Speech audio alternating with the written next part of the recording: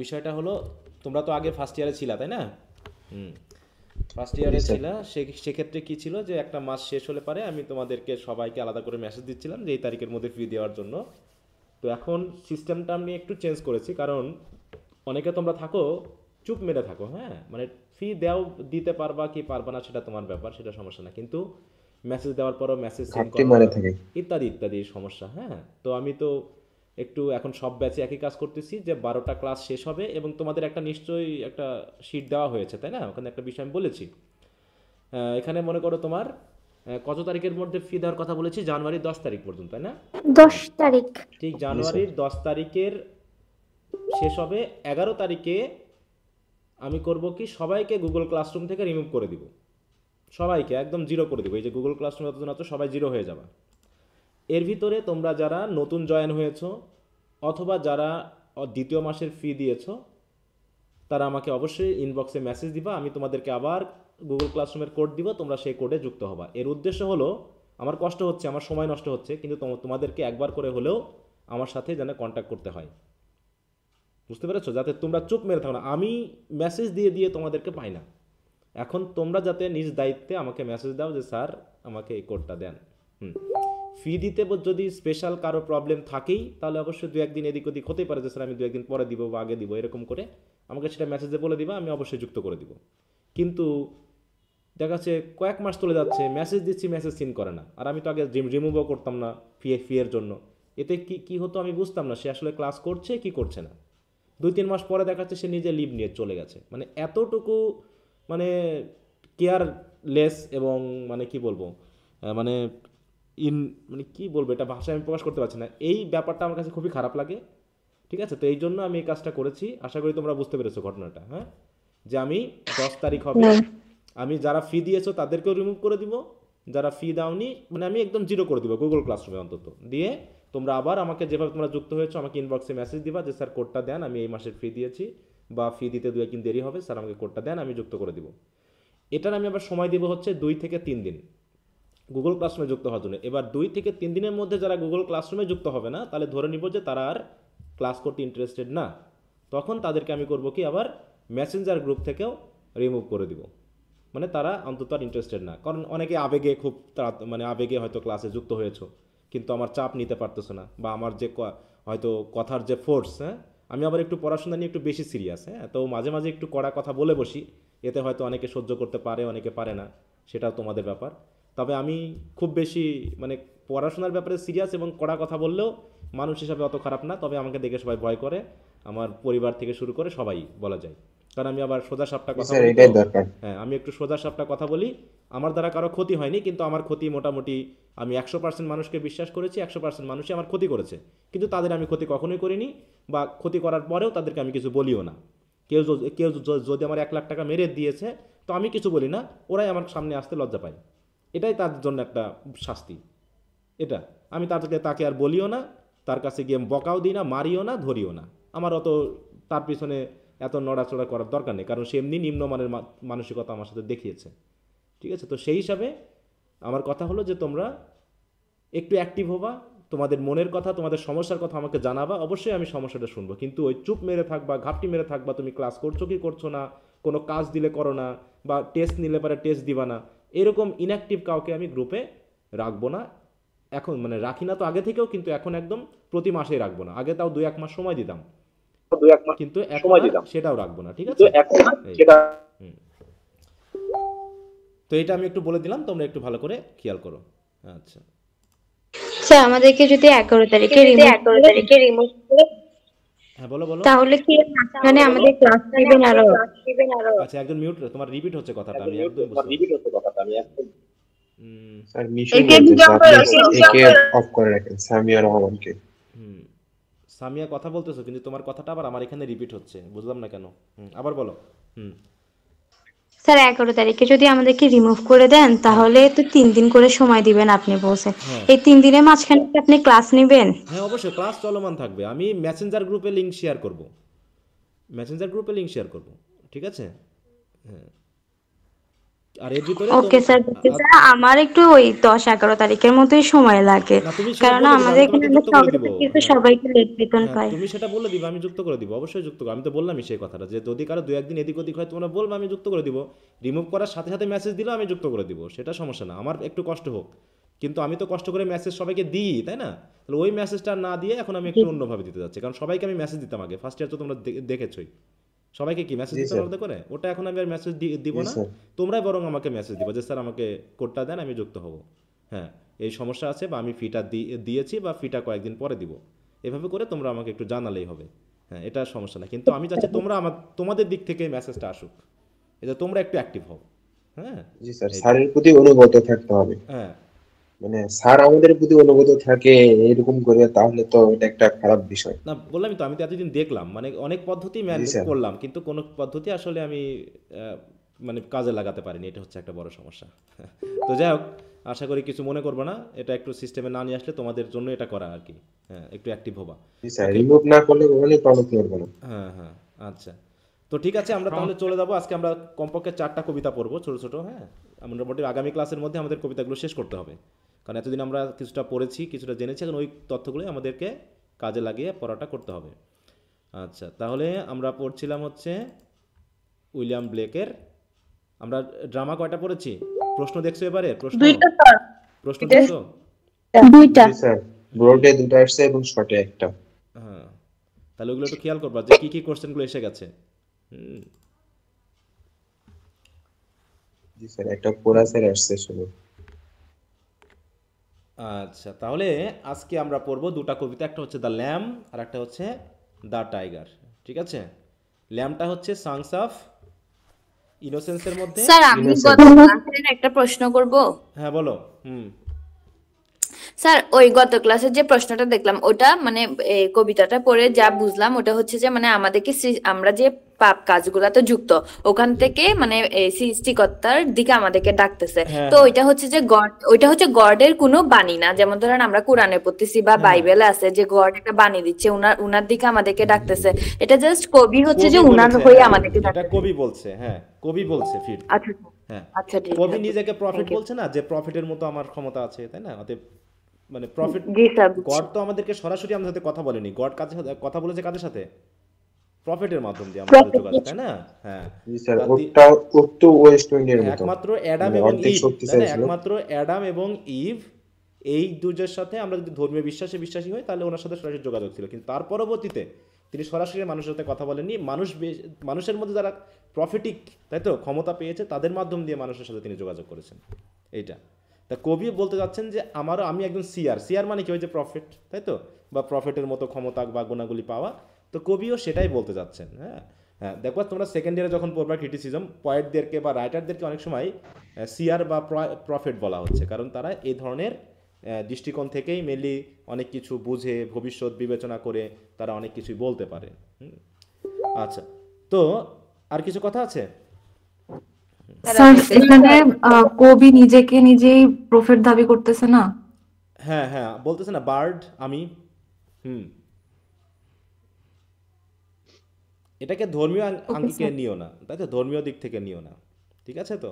হ্যাঁ, তোমাদের সাথে আমার করতে আমার একটু ভয় লাগে তো, যে কোনটা কোন দিক থেকে বুঝে বসো, এটা একটা টেনশনে কাজ করে আমি। হ্যাঁ, এই সাহিত্য পড়াতে গিয়ে অনেক ঝামেলা আছে, দেখো।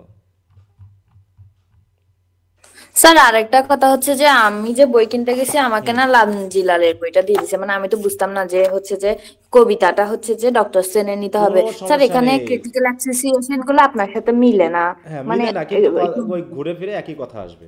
না মিলুক, সেন্টেন্স বাই সেন্টেন্স না মিলুক, আচ্ছা থটে মিললে তো হবে নাকি? হ্যাঁ। আচ্ছা, ঠিক আছে স্যার। এই যে দেখো, এখানে একটু কথা পাবো, তাহলে কবি কিভাবে বলতেছেন? Here the voice of the bird.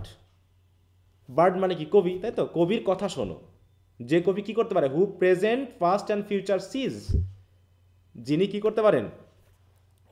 অতীত, অতীত, বর্তমান ভবিষ্যৎ। এবং ভবিষ্যৎ অতীত দেখতে পারেন। বর্তমান ভবিষ্যৎ দেখতে পারেন। এবং তিনি আরো কি করতে পারেন? হুজ ইয়ার্স, মানে যে কবির কান, have heard the holy word that walked among the ancient trees. তাহলে তার কান সেই হলি ওয়ার্ড শুনেছে, গডের সেই বাণী শুনেছে। তার মানে কি, তিনি তো ওইরকমই ক্ষমতাবান, তাই না? হুম। প্রফেটদের মতো একটা ক্ষমতা তার আছে, অতীত বর্তমান ভবিষ্যৎ দেখা, তাই তো, গডের বাণী শোনা, গডের কথা অনুভব করা এবং সেগুলোর সাথে মিল রেখে মানুষকে একটু অনুরোধ করা, তাই তো, মানুষকে একটু ইন্সপায়ার করা যাতে তারা গডের দিকে ফিরে, এরকম একটা বিষয়। ঠিক আছে? স্যার এখানে পঞ্চম লাইনের যে ব্যাখ্যাটা দিচ্ছে, তো ওখানে বলছে যে this refer to the sentence of Genesis, এখানে জেনেসিস বলতে কি সূচনাকারী নাকি? আমি তো তোমাকে জেনেসিস থেকে কালকে একটা জিনিস পড়াইছিলাম, আমি বলেওছিলাম জেনেসিস কি, কে বলতে পারবে জেনেসিস কি?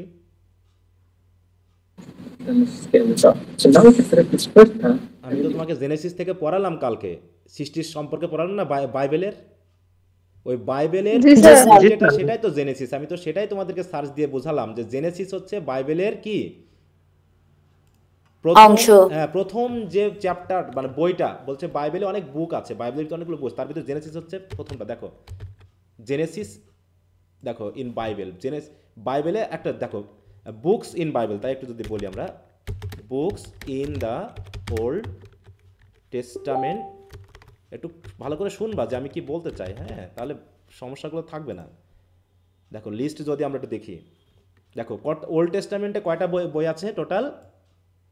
39, তাই তো? 39-এর মধ্যে প্রথম বইটা হচ্ছে কি, দেখো নাম কি, এটা কি? Genesis, the first book of the Bible, first book of the, আমি তো তোমাদেরকে বাংলায় পড়ালাম কারণ ওটা ইংলিশটা আসতেছিল না। সেকেন্ড বইটা হচ্ছে কি, দেখো এক্সোডাস, হ্যাঁ, এরকম করে এজরা, নেহেমিয়া, সাম, এরকম করে টোটাল 39টা বুক রয়েছে ওল্ড টেস্টামেন্টে। আর নিউ টেস্টামেন্টে আরও এরকম বেশ প্রায় 23-24টা বই রয়েছে। বুঝতে পেরেছো? দেখা যাচ্ছে না, এটা সমস্যা হচ্ছে। তুমি কাকে কাকে নেট দিছো বলো তো? তাহলে তো দেখতে পাচ্ছি না ক্লাসে যে একটা যে পড়া দেখছি। দাও তো নেট, একটা স্ক্রিনে কিছু দেখা যাচ্ছে নাকি? খালি বলছো লোয়ার ইন্টারনেট কানেকশন। আচ্ছা ঠিক আছে, ওকে, তাহলে যে জেনেসিস বুঝেছো? যে this refers to the sentence of Genesis, মানে কি জেনেসিসে কি কি ঘটনা ঘটেছিল, যে গড যখন অ্যাডাম এবং ইভ তার কথা শুনে লুকিয়ে পড়লো, তাই না, তখন কি করলো, গড এসে হাঁটতেছিল এবং তাদেরকে ডাকলো, এটার কথা বলা হচ্ছিল না বাইবেলে? সেটার কথা এখানে বলা হয়েছে। কি বুঝতে পেরেছো জেনেসিস কি জিনিস? তাহলে এই সেন্টেন্সটা রেফার করছে কাকে? ওই জেনেসিসের ওই সেন্টেন্সটাকে রেফার স্যার করছে। এখানে জেনেসিস বলতে মূলত রেফারিংটাকে বোঝাচ্ছে, যে কোনখান থেকে এই কথাটা নিয়ে আসছে এটা বুঝাচ্ছে না। লিংক আছে, যে এই কথার সাথে ওই কথাটা লিংক আছে, এইটা যে কবি হয়তোবা ওই কথার আদলে তিনি এই কথাটা বলেছেন, এইটা। ঠিক আছে? আমরা তো ফার্স্ট ইয়ারে পড়েছি, রেফারেন্স পড়েছি না, রেফারেন্স কি জিনিস বা অ্যালিশন কি জিনিস, অ্যালিশন বা রেফারেন্স। যে কোনো একটা বই থেকে উদ্ধৃতি দেওয়া বা কোনো বইয়ের কথা বলা, হ্যাঁ, এটা হচ্ছে কি রেফারেন্স বা অ্যালিউশন, এগুলোকে বোঝানো হয়। বুঝতে পেরেছ?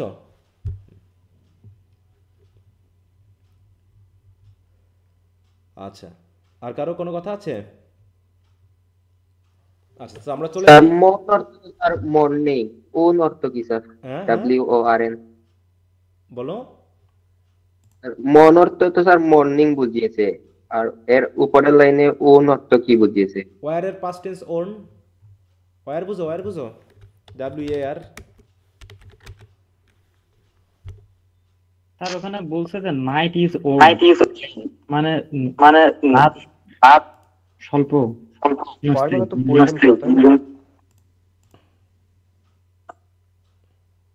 একটু মিউট রাখো যাদের, রাশিদুল একটু মিউট রাখতে হবে তোমার।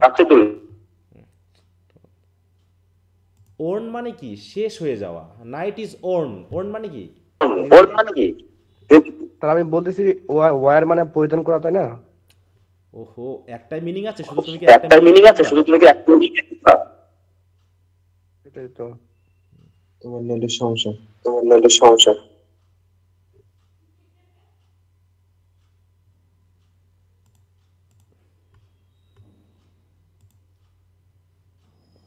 তোমাদের একটু করতে হবে, হ্যাঁ, ইয়ারফোন নিবা বা একটু করবা, হ্যাঁ, তা না হলে কথা রিপিট হলে তো কথার কোনো মানে বোঝা যাবে না। আচ্ছা, এখানে নাইট ইজ ওর্ন মানে কি? নাইট শেষ হয়ে যাচ্ছে, তাই না, এবং সকাল আসছে। এখানে ওর্ন মানে কি? পরিধান করা হয়? বলো তো, এখানে পরিধান করার কোনো মিনিং খাটবে এই জায়গায়? ক্ষণকাল। হ্যাঁ, ওর্ন মানে ক্ষণকাল, মানে নাইট শেষ হয়ে যাচ্ছে স্বল্প কম সময়ে। সময়। হ্যাঁ, এটা শেষ হয়ে আসছে স্বল্প এবং তোমরা দয়া করে সকাল এসে যাচ্ছে, ঘুম থেকে ওঠো। ব্যাপারটা এরকম। মানে এই সকাল বলতে কি এইরকম সকালই বোঝাচ্ছে, এই নাইট বলতে কি আমাদের এই রাতই বোঝাচ্ছে, অন্ধকার রাত এরকম কিছু? না স্যার। মানে মিনিংটা কি বোঝানো হয়েছিল সেটা কি তোমরা বুঝেছো, নাকি শুধু নাইট বলতে আসলে রাতই জি বুঝলা? স্যার, স্যার রাত শেষ হয়ে গেছে মানে আমাদের সময়টা শেষ হয়ে আসছে এটা বোঝাচ্ছে। হ্যাঁ, যে আমাদের এই যে পার্থিব জগতের যে অন্ধকার জগতে আমরা আছি, হ্যাঁ, পার্থিব জিনিস নিয়ে ব্যস্ত আছি, হ্যাঁ, তাই তো, বিভিন্ন ধরনের জাগতিক চিন্তা ভাবনায় ব্যস্ত হয়ে আছি, এটাই হচ্ছে কি রাত। আর এই রাতটা আস্তে আস্তে শেষ হয়ে আসছে, মানে কি কিয়ামত এগিয়ে আসতেছে। বুঝতে পেরেছো? অতএব জি স্যার। এরপর পৃথিবী শেষ হবে। পৃথিবী শেষ হওয়া মানে কি সকাল হওয়া, মানে পৃথিবী আবার নতুন করে আমাদের শেষ হয়ে যাবে, আমরা আবার সৃষ্টিকর্তার কাছে ফিরে যাব, সেটা বলতেছে। ঠিক আছে? আর একবার যদি তোমরা সৃষ্টিকর্তার পানে ফিরো, তার কথা শোনো, এই কথাটা তো আমি বারবার বলেছি। তোমরা কি ক্লাসগুলো ঠিকমতো করো, নাকি আবার একটু রিপিট দেখবা দরকার হলে ক্লাসগুলো, তাহলে তো বুঝে যাবে। স্যার একটা কথা বলি আপনাকে। বলো। স্যার আবার রাগ করবেন না? না না, তো রাগ করার কিছু নাই, কিন্তু রাগ করার মতো হলে রাগ করতে হবে। হ্যাঁ বলো। স্যার আপনাকে কিছু বলতে গেলে আমার ভয় লাগে এই জন্য। না, ভয় তো লাগা দরকার, কিন্তু অতিরিক্ত ভয় স্যার পাইলে সমস্যা। হ্যাঁ বলো। স্যার আমরা হচ্ছে যারা ক্লাস করি, ওই যে আমরা পরিচিত মানে যারা যে কয়েকজন আছি, তাসনিম ভাইয়া, ফারজানা আপু, আমি, জেরি, সাইফুল ভাইয়া, এই যে কয়েকজন আছি তারাই কথা বলে, বাকি সবাই চুপ। তো আদৌ কি মানে ওনারা কি, না স্যার একদিন আপনি বলছেন যে ফার্স্ট ইয়ারে ওই যে দেখে দেখে আপনি জিজ্ঞেস করেন যে কি আছে আদৌ কি লাইনে আছে কিনা নেই, ওটা আমিও মাঝে মাঝে এটা বলছি যে স্যার, আর কিছু। আচ্ছা, ওটা তো বললাম যে এখন অনেকে হয়তো কথা বলতে চায় না, চুপ থাকে। এখন যার জি যার স্যার, অনেকে কথা বলতে চায় না, অনেকে কথা বলে। হ্যাঁ, অনেকে বলে। অতএব কেউ না কেউ কথা বলবে, সবাই তো আর কথা বলবে না, এটা স্বাভাবিক। ক্লাস তো আমরা এতদিন তো করে আসতেছি, সবাই কথা বলে না। কেউ স্যার সবাই কথা বলতে নিলে তো এক ধরনের জ্ঞানজামের সৃষ্টি হয়, যেটা আবার ক্লাসে বিঘ্ন ঘটায়। হ্যাঁ হ্যাঁ হ্যাঁ, সবাই কথা বলবে না, কারো না কারো সমস্যা থাকলে সেগুলো শেয়ার করবা, এটাই ঠিক আছে তো। কিন্তু না বুঝলে আমার কথাটা হচ্ছে কি যে আমার যে সকল প্রবলেম থাকে বাকিরা যা বলে তাতে আমার প্রবলেমটা সলভ হয়ে যায়, তার জন্য আর আমার ইচ্ছা করে কথা বলতে হয় না। না, ওই জন্য যাদের সমস্যা নেই তাদের তো কথা বলার দরকার নেই, তাই না? আর কিন্তু যাদের সমস্যা থাকবে অবশ্যই বলবা, যেন ভয় বা লজ্জা পাবা না, সেটা হচ্ছে বড় কথা। কিন্তু একটা বিষয় হলো, আমি রেগে যাই কখন জানো, যে একই কথা যদি আমাকে আবার বলতে হয় যে একটা ক্লাস হয়ে গেছে, তুমি সেই ক্লাসটা করোনি, না করে বলতেছো স্যার আমাকে আবার বুঝাই দেন, তাহলে বাকিদের কি বসায় রাখতে হবে না? যেটা অলরেডি বলা হয়েছে সেটা আবার দ্বিতীয়বার বলা মানে কি তোমাদের সময়টাও নষ্ট। যেহেতু ক্লাসটা রেকর্ড আছে, তাহলে তুমি তো দেখে নিলেই পেরে যাও। একদম যদি না থাকে বা তুমি একদমই বোঝোনি, সেটা অবশ্যই বলবা। কিন্তু একটা বিষয়কে এবার ঘটেছে এরকমটা, এই যে যারা পরীক্ষা দিচ্ছে, একটা প্রশ্ন আমি 4 বার রিডিং পড়িয়ে দিয়েছি, 4 বার, তারপরও সবাই দেখেনি। একই প্রশ্ন আমি 4 বার পড়িয়ে দিয়েছি এবং সবাই কিন্তু ওই ক্লাস পায়নি। কেন পায়নি বলো তো? কারণ তারা রেগুলার না, তারা বোঝেনি। আবার দেখা যাচ্ছে যেদিন ক্লাস নিয়েছি সেদিন ওরা ক্লাস করেনি, অন্য দিন এসে বলছে স্যার আমি এটা বুঝি নাই। আরে বাবা, আমি তো এটা 4 বার পড়িয়ে দিয়েছি, তারপরেও সবাই পায়নি। তাহলে তুমি যদি না পাও সেটা কি আমার দোষ বলো? কারণ এটা অনলাইন, এখানে তো নিজেকে একটু আন্তরিক হতে হবে। অফলাইন হলে সেটা আলাদা বিষয় ছিল। অনলাইনের সুবিধা অসুবিধা দুটাই আছে, অফলাইনের সুবিধা অসুবিধা দুটোই আছে। তবে অনলাইনের সবচেয়ে বড় সুবিধা হচ্ছে তুমি খাটে বসে লেপের তলে শুয়ে শীতের ভিতরে ক্লাস করতে পারতেছো। আর একটা হচ্ছে তোমার রেকর্ড ক্লাস থাকতেছে, তুমি একটা ক্লাস মিস করলো, তোমার ওটা তুমি কভার করে নিতে পারতেছো। এই সুবিধার পরও যদি তুমি রেগুলার ক্লাসে যুক্ত না হও, যে স্যার আজকে খুব গরম, আজকে খুব ঠান্ডা, আজকে খুব বৃষ্টি, অজুহাত থাকবেই। আর হচ্ছে যে রেকর্ড ক্লাস থাকা সত্ত্বেও তুমি ক্লাস না করে আবার পরের ক্লাসে যুক্ত হচ্ছে, দিয়ে তুমি কিছুই বুঝতেছো না।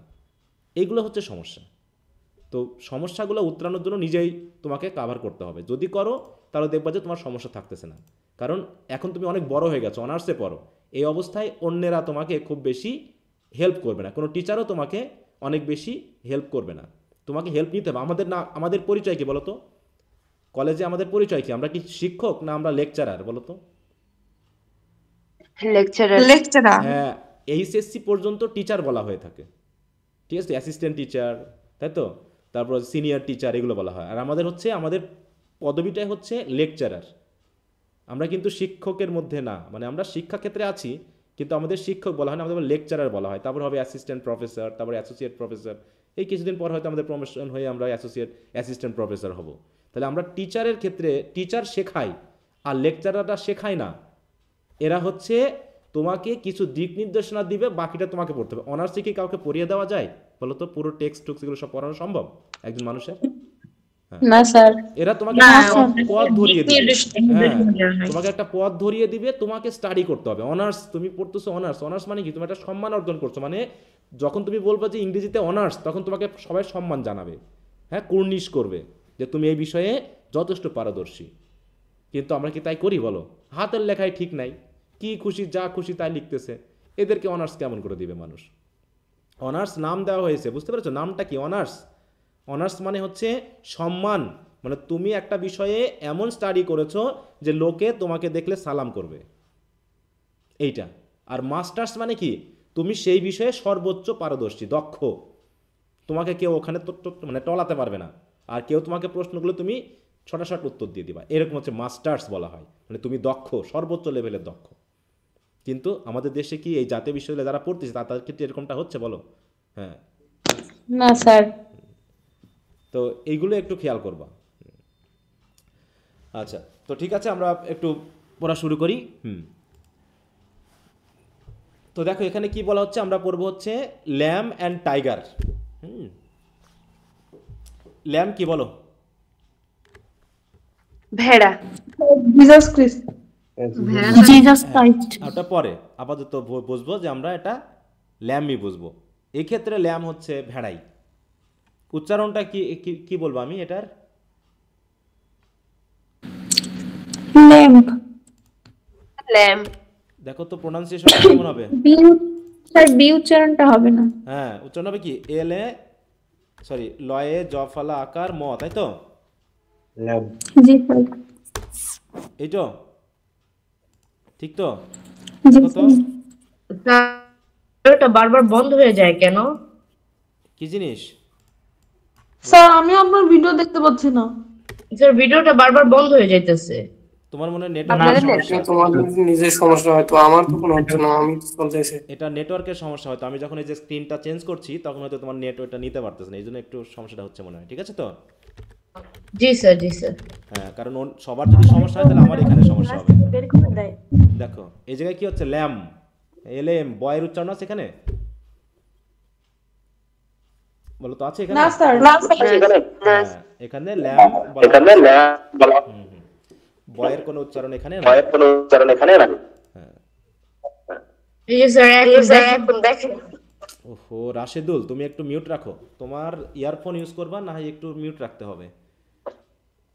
স্যার এটা ব্রিটিশ নাকি আমেরিকান প্রোনাউন্সিয়েশন? এখানে উপরে লেখা আছে, এই যে দেখতে পাইছো কি লেখা আছে? এটা কি প্রোনাউন্সিয়েশন? এই যেখানে লেখা আছে ব্রিটিশ। এটা আমেরিকান ব্রিটিশ দুটো একই। ঠিক আছে, ওকে। স্যার আসলে যখন আইএলস করা হয় তখন কি স্যার মানে ব্রিটিশ আলাদাভাবে পড়ানো হয় আর আমেরিকান আলাদাভাবে পড়ানো হয়? কোথায় কোথায়? যখন স্যার আইএলস করা হয়। আইএলস না, ওরকম কিছু নাই ওখানে। কোনো আইএলস বিসিএস মানে ইয়াতে কোনো আমেরিকান ব্রিটিশ নিয়ে কোনো সমস্যা না। আচ্ছা, তো এবার আসি। তাহলে বলছে তাহলে ল্যাম, তাই তো? উচ্চারণটা বলে দিলাম, ঠিক করবা। এখন এই কবিতাটা যেহেতু আমরা পড়ছি সংস অফ ইনোসেন্সের ভিতর থেকে, তাই না? তাহলে কবিতাটা আমরা একটু পড়ে নিই, তাহলে বুঝতে পারবা যে দুটার মধ্যে পার্থক্য। আমরা দুটা কবিতাকে পড়বো, দিয়ে কম্পারেটিভ স্টাডি করব। বলা হচ্ছে তাহলে স্পিকার কি করতেছে? টার্ম করতেছে, মনে করেন কথা বলতেছে কার সাথে? Little lamp. একটু মিউট রাখো, সবাই মিউট রাখো। হ্যাঁ,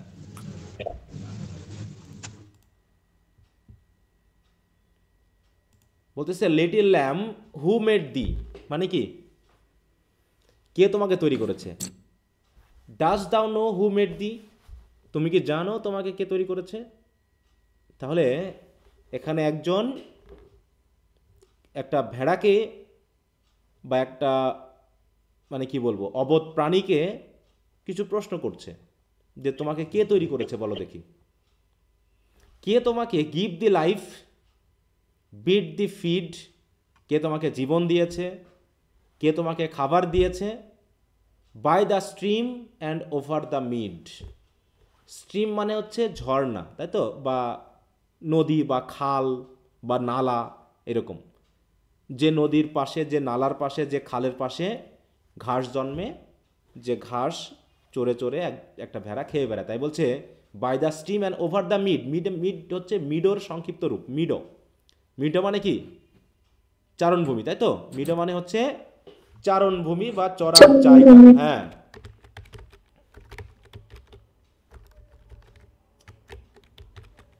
বারবার আপনার ভিডিওটা অফ হয়ে যাইতেছে। আমার কথা কি বুঝতে পেরেছিলা? তখন আমি কি বলেছিলাম? আমি কি কথাটা বলেছি বুঝতে পেরেছো? যে ভিডিওর এখানে আমার সমস্যা না, সমস্যাটা হচ্ছে তোমার হয়তো নেটওয়ার্কে পারতেছে না যখন আমি স্ক্রিনটা চেঞ্জ করতেছি, তাই না? হ্যাঁ স্যার, যখনই তখনই বন্ধ হয়ে যায়। আমি তো সেটাই বললাম, যেটা হয়তো তোমার নেটওয়ার্কের দুর্বলতার জন্য। যদি আমার এখান থেকে সমস্যা হয় তাহলে তো সবারই সমস্যা হবে নাকি? কিন্তু সবার তো সমস্যা হচ্ছে না, এটা হয়তো তোমার দুর্বলতা। আজকে হয়তো নেটটা একটু দুর্বল আছে, এই জন্য সমস্যাটা হচ্ছে। হ্যাঁ, একটু মানে ওই যে বললাম, নেটের সমস্যাগুলো একটু মেনটেন করে নিতে হবে, তাছাড়া তো কিছু করার নাই এখানে। আচ্ছা, তাহলে মিড মানে হচ্ছে মিডো মানে কি? দেখো, এই যে গ্রাসল্যান্ড, তাই তো, ওপেন ফিল্ড, যেখানে ঘাস থাকে, চারণভূমি, সেটাকে। তাহলে এই চারণভূমিতে খালের পাশে, নদীর পাশে ঘাস দিয়ে তোমার খাবার জুগিয়েছে কে? তুমি কি সেটা জানো? শুধু খাবারই না, give the clothing of Deloitte, softest clothing, উলি ব্রাইট। ক্লোদিং মানে কি? তার যে ভেড়ার যে পশম, তাই না? এখানে ক্লোদিং বলতে পশম বোঝাচ্ছে। এবং পশমগুলো কেমন? খুবই ডিলাইটফুল, মানে খুবই প্লিজেন্ট অ্যান্ড সফটেস্ট।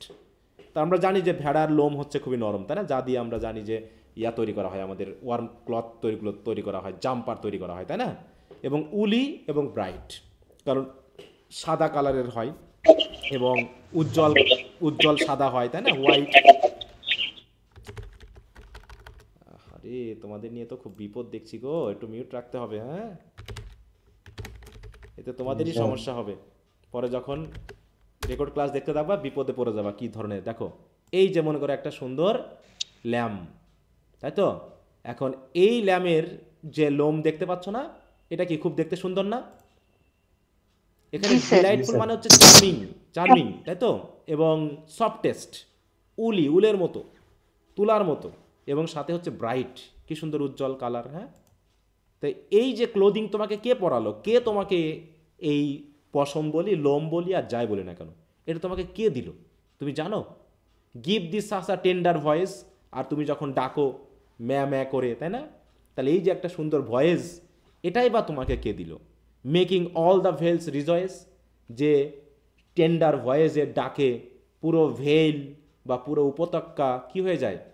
মুখরিত হয়। রিজয়েস মানে এখানে মুখরিত হওয়া, তাই না? তাহলে যে মুখরিত যে ভয়েস, এই ভয়েসগুলোই বা তোমাকে কে দিয়েছে?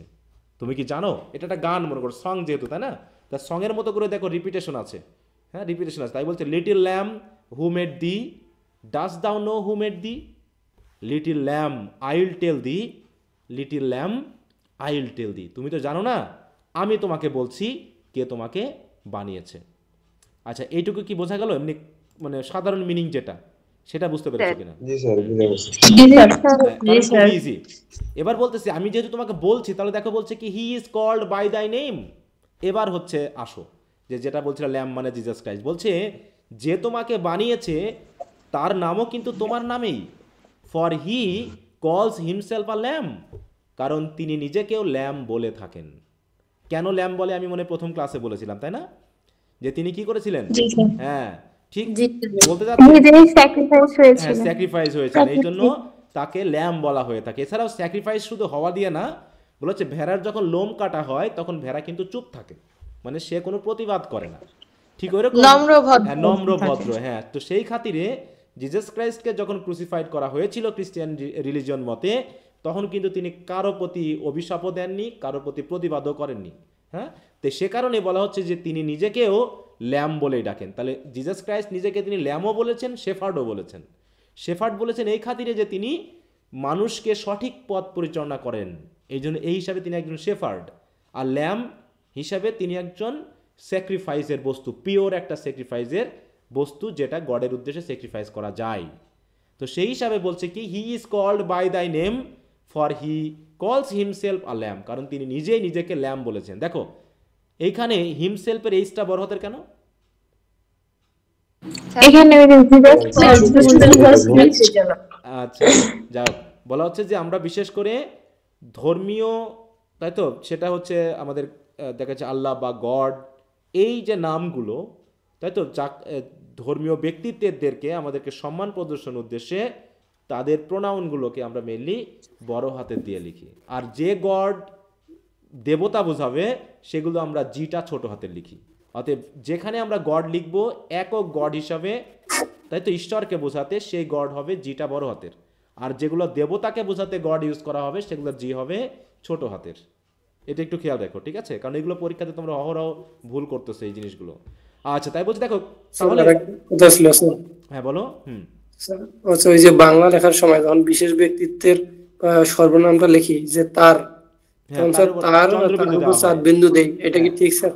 এটা আসলে ওরকমটা ব্যবহার করা হয়ে থাকে, কখনো কখনো দেখা যাচ্ছে তোমার ওই বাংলা একাডেমিতে একসময় বলেছে এটা ঠিক, কখনো বলেছে এটা দরকার নাই। হ্যাঁ, তবে এটা দেওয়া হয়ে থাকে ব্যক্তিত্বদেরকে সম্মান জানানোর জন্য, একটু চন্দ্রবিন্দু দিয়ে একটা নাসিক্য সেন্স আনার জন্য। বুঝতে পেরেছো? জি স্যার। স্যার আমরা তো জানি হচ্ছে চাঁদ হচ্ছে মানে কি বলবো, ফিমেল জেন্ডার, ফিমেনাইন। হ্যাঁ, ফেমিনিন। হ্যাঁ হ্যাঁ হ্যাঁ, কিন্তু আমরা বলি যে আয় আয় চাঁদ মামা, তো এখানে তাহলে ভুল তো, তাই না? আয় আয় চাঁদ মামি হওয়ার কথা তো। ভুল বলে কিচ্ছু না, এটা তো তোমার ছড়া, এটা তো এগুলো নিয়ে ভুলের হিসাব করতে যেও না গো। তাহলে তোমার বাপও যদি মামা বলে, তোমার মাও মামা বলে, তাহলে তোমার সম্পর্কে কি কি দাঁড়াবে বলো তো? তুমিও তো মামা বলো, তোমার ছেলেকে আবার বলবে, সেও বলবে বলো মামা, তাহলে সে তো সবারই মামা হয়ে গেল। এইগুলো আসলে একটা আদরের কথা, একটা ইয়ার কথা। এইগুলো ভুল বা ঠিক বেঠিক হিসাব করতে যাওয়ার কোনো দরকার নেই, এগুলো হিসাব করা যাবে না, ঠিক আছে? হ্যাঁ, ওগুলো নিয়ে ভাবা যাবে। এটা হচ্ছে ব্যাপার। তাই বলছে he is meek and he is mild. দেখো, কারণ তিনি তাকে নিজেকে কেন ল্যাম বলছেন? কারণ তার বৈশিষ্ট্য হচ্ছে তিনি ওইরকম মিক। মিক মানে কি বলো তো? শান্ত। মায়ার্ড মানে ভদ্র। এই জন্য তিনি নিজেকে কি করেছেন? ল্যাম বলে ডেকেছেন। এবং তিনিও কি হয়েছে? হি বিকাম আ লিটল চাইল্ড। তিনিও কিন্তু ছোট ছিলেন। কখন ছোট ছিলেন? ওই যে আমরা গিফট অফ দ্য মেজাই পড়েছিলাম ফার্স্ট ইয়ারে। হ্যাঁ জি স্যার। ওখানে চাইল্ড বলতে কাকে বোঝানো হয়েছিল? চাইল্ড বলতে আমরা জিসাস ক্রাইস্টকে বুঝছিলাম ছোটবেলায়। ঠিক একইভাবে ইন্ট্রোডাকশন পড়লাম সংস অফ ইনোসেন্সে, মেঘের উপরে একটা চাইল্ড দেখলাম, সেই চাইল্ডকেও আমরা জিসাস ক্রাইস্ট বলতেছি বা হচ্ছে ভিশনারি মিউজ বলতেছি। আবার দেখো তো, এই যে কবিতাটা আমরা পড়তেছি এর স্পিকারটাকে এখন আমরা বুঝবো যে এখানে কি কবি বলতেছে না কোনো ছোট বাচ্চা বলছে? বলছে হচ্ছে আই আ চাইল্ড। দেখো, আমিও যেমন চাইল্ড, দাও আ ল্যাম, তুমিও তেমনি ল্যাম। আচ্ছা, ল্যাম মানে কি? ভেড়া না ভেড়ার বাচ্চা?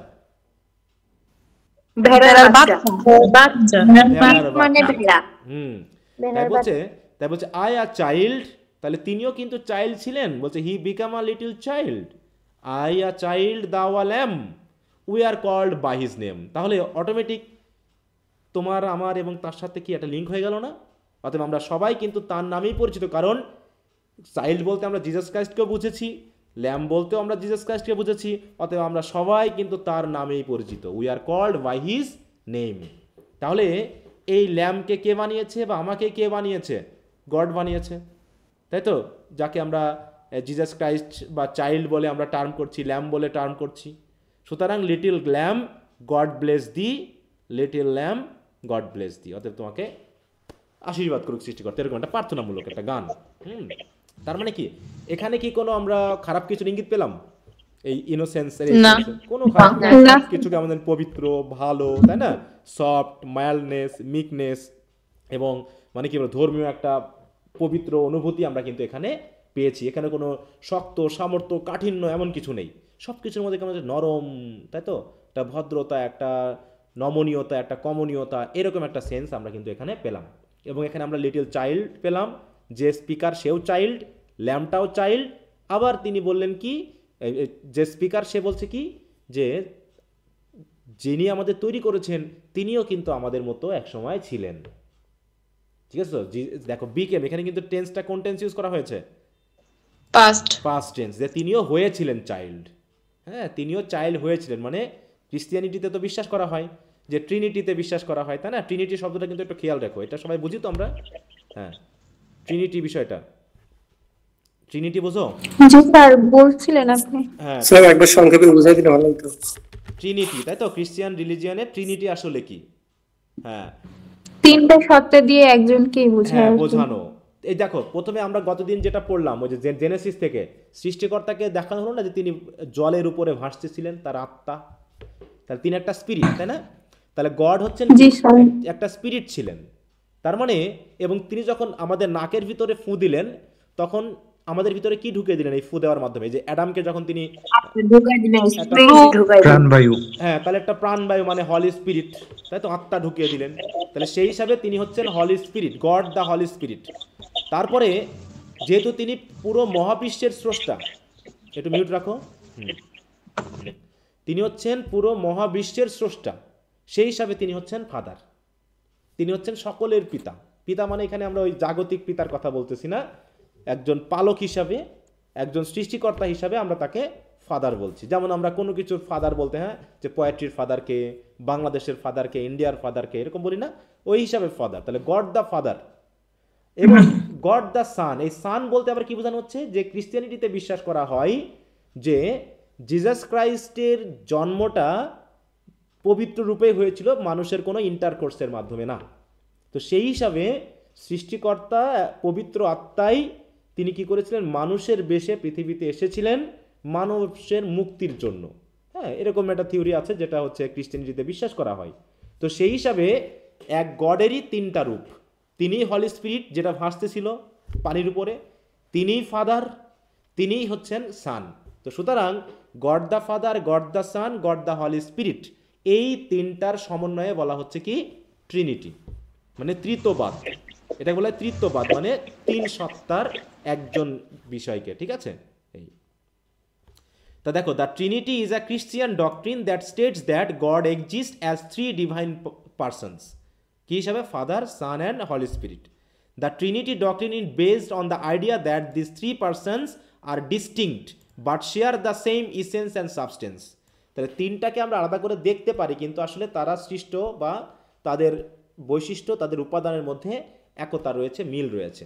The Trinity doctrine is motivated by the Christian belief that Jesus is divine and it aims to reconcile দেখো monotheism with the idea of multiple divine beings.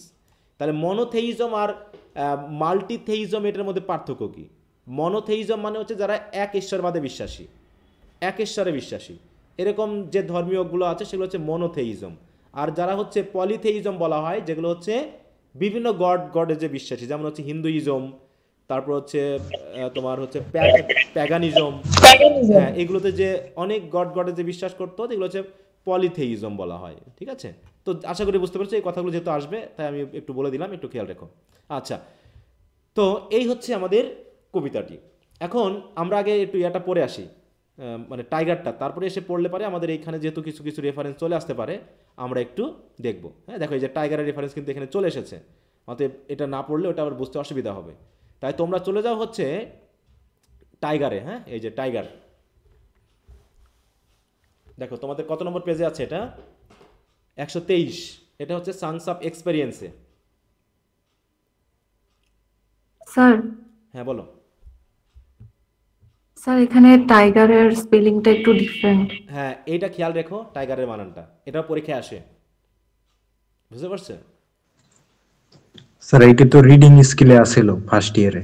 হ্যাঁ হ্যাঁ, ওই তো বললাম যে এখানে কিছু কিছু কবিতা পাবা যেগুলো তোমাদের ফার্স্ট ইয়ারে রিডিং স্কিলসে পড়ানো হয়েছে। আবার তোমার এই যে সেকেন্ড ইয়ারেও যে অ্যাডভান্স রিডিং রাইটিং আছে, এই কবিতাগুলো ওখানে পাবা, এই জন্য এখান থেকে কিছু কবিতা হয়ে যাবে। আচ্ছা দেখো, এখানে টাইগার বানানটা কি? TY, তৎকালীন বানান আর কি, ঠিক আছে? তো আমরা দেখছি না যে ইংলিশ সাহিত্যে পড়তে গিয়ে অনেক বানানের পার্থক্য দেখি নাই, ওই রকম এখানেও। যেমন এটা কি ছিল বলো, আর বানান কি ছিল বলো তো? আর্ট, হ্যাঁ, ARTH, হ্যাথ আছে না? হ্যাঁ হ্যাঁ এরকম ছিল। দাঁত, ঠিক আছে তো? তারপর হচ্ছে দাই, হ্যাঁ, দাও, এরকম প্রচুর আছে। এরকম আছে, তোমরা একটু খেয়াল করতে। এরকম একটা বানান হচ্ছে এখানে, তাহলে এটা হচ্ছে তার অর্ডিনাল বানান। যখন তোমরা কবিতার নাম লিখবা তখন কোন বানান দিয়ে লিখবে? TI দিয়ে লিখবা না TY দিয়ে লিখবা? এই বানান খেয়াল করতে হবে, ঠিক আছে? হ্যাঁ, এই বানানটাই খেয়াল করতে হবে। কিন্তু যখন আবার আধুনিক ইংলিশে লিখবা তখন এখানে দেখা যাচ্ছে হয়তো বা আমরা টাইগার বানানটাকে এই যে আই দিয়ে লিখতেছি, কিন্তু কবিতার নাম যখন লিখবা তখন কিন্তু TY দিতে হবে কবিতার নাম হিসাবে যখন তোমরা লিখবা, মনে থাকবে? আচ্ছা, এবার আসি।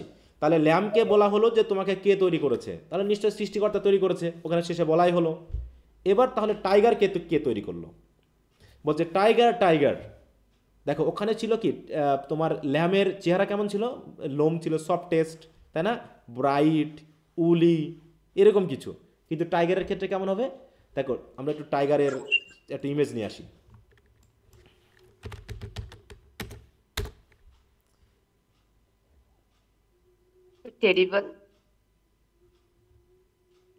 এই মনে করো টাইগার, তাই টাইগারের ইয়া কেমন, কালার কেমন, এটা ডোরা কাটা এবং এটা কি সোনালি একটা কালার আছে নাকি? হ্যাঁ হ্যাঁ, মেটে কালারের এরকম আর কি একটা উজ্জ্বল। দেখো একটা বলছে বার্নিং ব্রাইট, বলছে কি যে tiger burning bright in the forest of the night. দেখো তো রাতের বেলায় যখন চাঁদের আলো ওঠে, একটু মিউট রাখো, কারো থেকে সাউন্ড আসতেছে।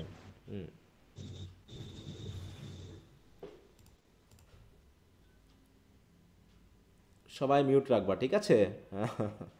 আচ্ছা, তোমরা হয়তো নিজেরা বুঝতেছো না। সুমাইয়া খাতুন,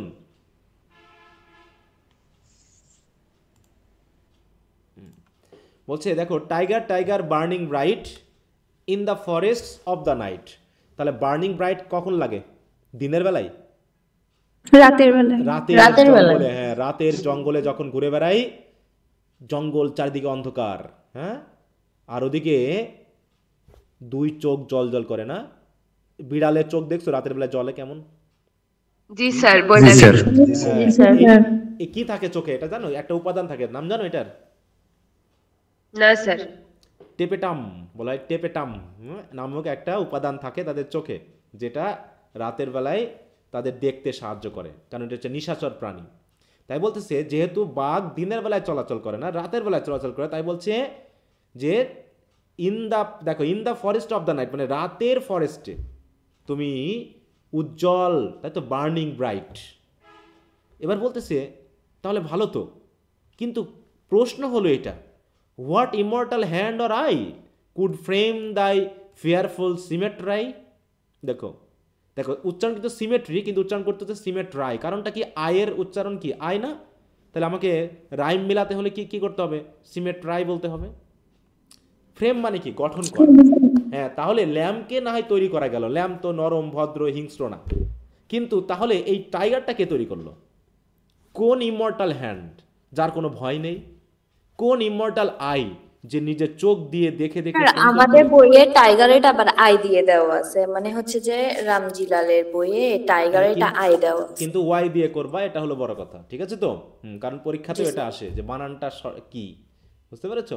হ্যাঁ, তো এই জন্য খেয়াল করবা যে what immortal hand or eye could frame thy fearful symmetry. Symmetry মানে কি বলো তো? সিমেট্রি বুঝো? চেহারা বা কবরস্থান। হ্যাঁ, না, ওই সিমেট্রি আলাদা, এটা হচ্ছে আলাদা জিনিস। স্ট্রাকচার। হ্যাঁ, সিমেট্রি মানে হচ্ছে একটা সংঘবদ্ধ যে সুন্দর একটা মানে কি ফ্রেম, এটাকে বোঝায় যে সবকিছু আমাদের যেমন চেহারা, তাই না, যে নাকের মতো, হাতের মতো, সবকিছু মিলে কি সুন্দর একটা অবয়ব। হ্যাঁ, তাই বলছে দেখো যে the quality of being made up of exactly similar parts facing each other. এটা গেল, বলছে correct or pleasing portion of the parts of a thing, মানে কোনো কিছু খুব সুন্দরভাবে তৈরি করা। তাহলে একটা টাইগার, হ্যাঁ, দেখতে কত সুন্দর, হ্যাঁ, কি সুন্দর তার চোখ, নাক, মুখ, তার চামড়া, হ্যাঁ, তার রং, তার দাঁত, সব কিছু মিলে এত সুন্দর। তাহলে এত সুন্দর করে একটা জিনিস কিন্তু এত হিংস্র, এই জিনিসটা তাহলে কে তৈরি করতে গেল? তাই না? মনে করো যে আমি মনে করো একটা তৈরি করতেছি, আমার একটা ক্ষমতা আছে, আমি এখন একটা সাপ তৈরি করলাম, মনে করো সাপের কাজ কি? সবল দেয়া না? তাহলে মনে করো আমি যে সাপটাকে জীবন দিয়ে দিলাম, এখন সাপ কি করবে? আমাকে মানুষ হিসাবে কামড়াবে না? হ্যাঁ, অবশ্যই। তাহলে নিশ্চয় আমার একটা ভয় আছে, কিন্তু আমি যেহেতু বানিয়েছি তাহলে নিশ্চয় আমার শক্তি সাপের থেকেও বেশি। তাই বলতেছে যে বাঘ তৈরি করতে পারে, তাহলে সে কতটুকু শক্তিশালী হতে পারে? যে ল্যাম্প তৈরি করতে পারে, বুঝলাম, ল্যাম্প নিয়ে কোনো ভয় নাই, কিন্তু যে ব্যক্তি বা যে সত্তাটা টাইগারের মতো এমন একটা শক্তিশালী, এমন একটা ভয়ানক প্রাণী তৈরি করতে পারে, তাহলে তার হ্যান্ডটা কত ইমমর্টাল না? মানে সে তার মৃত্যুর ভয় নাই বলে তো সেটা তৈরি করতে পেরেছে নাকি? যদি মৃত্যু ভয় থাকতো, তার যদি মৃত্যু থাকতো, তাহলে কি তিনি বাঘ তৈরি করতে পারতেন? বলো, করতে পারতেন না, তাই তো? তাই বলছে what immortal hand or eye could frame thy fearful symmetry. এবার বলতেছে in what distance deeps or skies burn the fire of thine eyes. তাহলে তোমার চোখের যে এই যে আগুন, তোমার চোখের যে রাগের আগুন, হ্যাঁ, জ্বলন্ত যে আগুন, সেই আগুনটা কোন ডিপ থেকে না কোন স্কাই থেকে নিয়ে আসা হয়েছিল? মানে মনে করো আমরা যখন একটা জিনিস তৈরি করি, তাই না, বিভিন্ন উপাদান বিভিন্ন জায়গা থেকে আনা হয় না? মনে করো আমরা একটা বাড়ি তৈরি করবো, সিমেন্ট এক জায়গা থেকে আনা হচ্ছে, রড এক জায়গা থেকে আনা হচ্ছে, ইট এক জায়গা থেকে আনা হচ্ছে, মাটি এক জায়গা থেকে আনা হচ্ছে, তা বিভিন্ন উপাদান বিভিন্ন জায়গা থেকে আনা হয়েছে। তা এখন এই কবির প্রশ্ন, এই যে টাইগারকে যখন তৈরি করা হলো, তাহলে টাইগারের চোখের যে জ্বলন্ত আগুন, সেই আগুনটা কোথা থেকে আনা হয়েছিল? কোন ডিস্ট্যান্ট ডিপস না স্কাই থেকে আনা হয়েছে? সেটা কি পাতাল থেকে আনা হয়েছে নাকি ওই আকাশ থেকে আনা হয়েছে? কোথা থেকে আনা হয়েছে বলো তো? And what wings dare he aspire. তাহলে যে ব্যক্তি আকাশে উড়ে গিয়ে আগুনটা আনতে গিয়েছিল, তিনিই বা কোন পাখাতে ভর করে ওই আকাশে উড়েছিলেন আগুন আনার জন্য? তাহলে তোমার চোখের যে আগুন, সেটা তাহলে কোত্থেকে আনা হয়েছিল? অর হোয়াট দ্য হ্যান্ড, কোন হ্যান্ড দিয়ে ডেয়ার সিজ দ্য ফায়ার, তারপর এই ফায়ারটাকে আনার জন্য হাত দিয়ে তো ধরতে হয়েছিল, তাহলে কোন হাত দিয়ে সেই আগুনটা ধরার সাহস করেছিল? তাহলে সে কে? তাহলে সে কতখানি শক্তিশালী, কত শক্তিমান? সে আগুনের থেকেও শক্তিমান, সে টাইগারের থেকেও শক্তিমান, এবং তার সব জায়গাতে চলাচলের ক্ষমতা আছে। সে গভীরে চলতে পারে, সে আকাশে উঠতে পারে। হ্যাঁ, তাহলে এইরকম ব্যক্তি সেটা কে? কে তোমাকে তৈরি করেছিল? এবার বলতেছে, এইটুকু কি বোঝা গেল কি বলতে মানে চাওয়া হচ্ছে? স্যার এই যে ডিসটেন্ট ডিপস বলতে কি বললেন? ডিপ মানে পাতাল, গভীর, মানে নিচের দিকে, মাটির নিচে। হ্যাঁ, ডিপ মানে আমরা বুঝবো হচ্ছে পাতালকে। স্যার ইনোসেন্স থেকে এক্সপেরিয়েন্সের রেগুলার মিনিং একটু মানে জিজ্ঞেস না। আর স্কাই মানে কি? আকাশ, মানে উপরে। এটা ডিস্টেন্ট মানে বলো। সেজ, ডেয়ার সেজ। সিজ মানে কি? ধরা, ধরা, ধরা। সিজ মানে হচ্ছে ধরা। তুমি যখন হাত দিয়ে কোনো কিছু নিয়ে আসবা, তখন এটাকে সিজ বলা হয়। ঠিক আছে তো? তাহলে হোয়াট দ্য হ্যান্ড ডেয়ার মানে কি? সাহস করা। তাহলে কোন হাত দিয়ে আগুন ধরার সাহস করেছিল যে আগুনটা নিয়ে এসেছিল? হ্যাঁ, তাহলে কোন হাত দিয়ে আগুনটাকে ধরার সাহস করেছিল? এই জন্য তো আমি তো বলে দিচ্ছি মিনিংটা। তাহলে সাহস করা, ধরার সাহস করা। তাহলে এখন বলো তো এই ধরা ইংলিশ কি হবে এই জায়গায়? কোনটা? সিজ। আর সাহস করা ইংলিশ কোনটা হবে? সাহস করা নিতে হবে। হ্যাঁ, একটু বুঝে নিতে হবে। তাই বলছে what the hand dare seize the fire. তার মানে এখানে তিনি বোঝাতে চাচ্ছেন, এখানে কি বাঘের ক্ষমতার কথা বোঝাতে চাচ্ছেন নাকি যিনি তৈরি করেছেন তার ক্ষমতার কথা বোঝানো হচ্ছে? এবার বলছে and what shoulder and what art. হ্যাঁ, কোন শোল্ডার দিয়ে? আচ্ছা, যখন আমরা হাত দিয়ে কোনো কিছু করি, তখন শক্তিটা কি হাতের না আসলে আমাদের শোল্ডারের? তাহলে যখন তুমি একটা রডকে মনে করো বাঁকা করবা, হ্যাঁ, বা কোদাল দিয়ে মাটি কোপাবা, তাহলে হাতটা যখন তুলতেছো, দেখো অটোমেটিক তুমি কিন্তু শোল্ডারের ভরে কিন্তু তুমি হাতটাকে উঁচু করতেছো। তাই বলতেছে কোন শোল্ডার দিয়ে বা কোন আর্ট দিয়ে, মানে কোন কৌশল দিয়ে, could twist the sinews of the heart. Sinew মানে বুঝো তো? এটা মানে কি? না স্যার।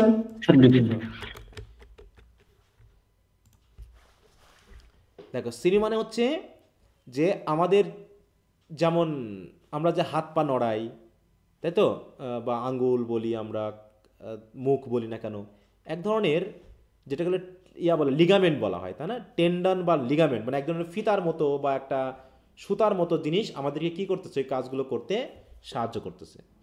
রগ বলি আমরা, বাংলা কথা রগ বলি না অনেক সময়, রগ, শিরা, তারপর হচ্ছে চিকন চিকন এরকম তারের মতো কিছু।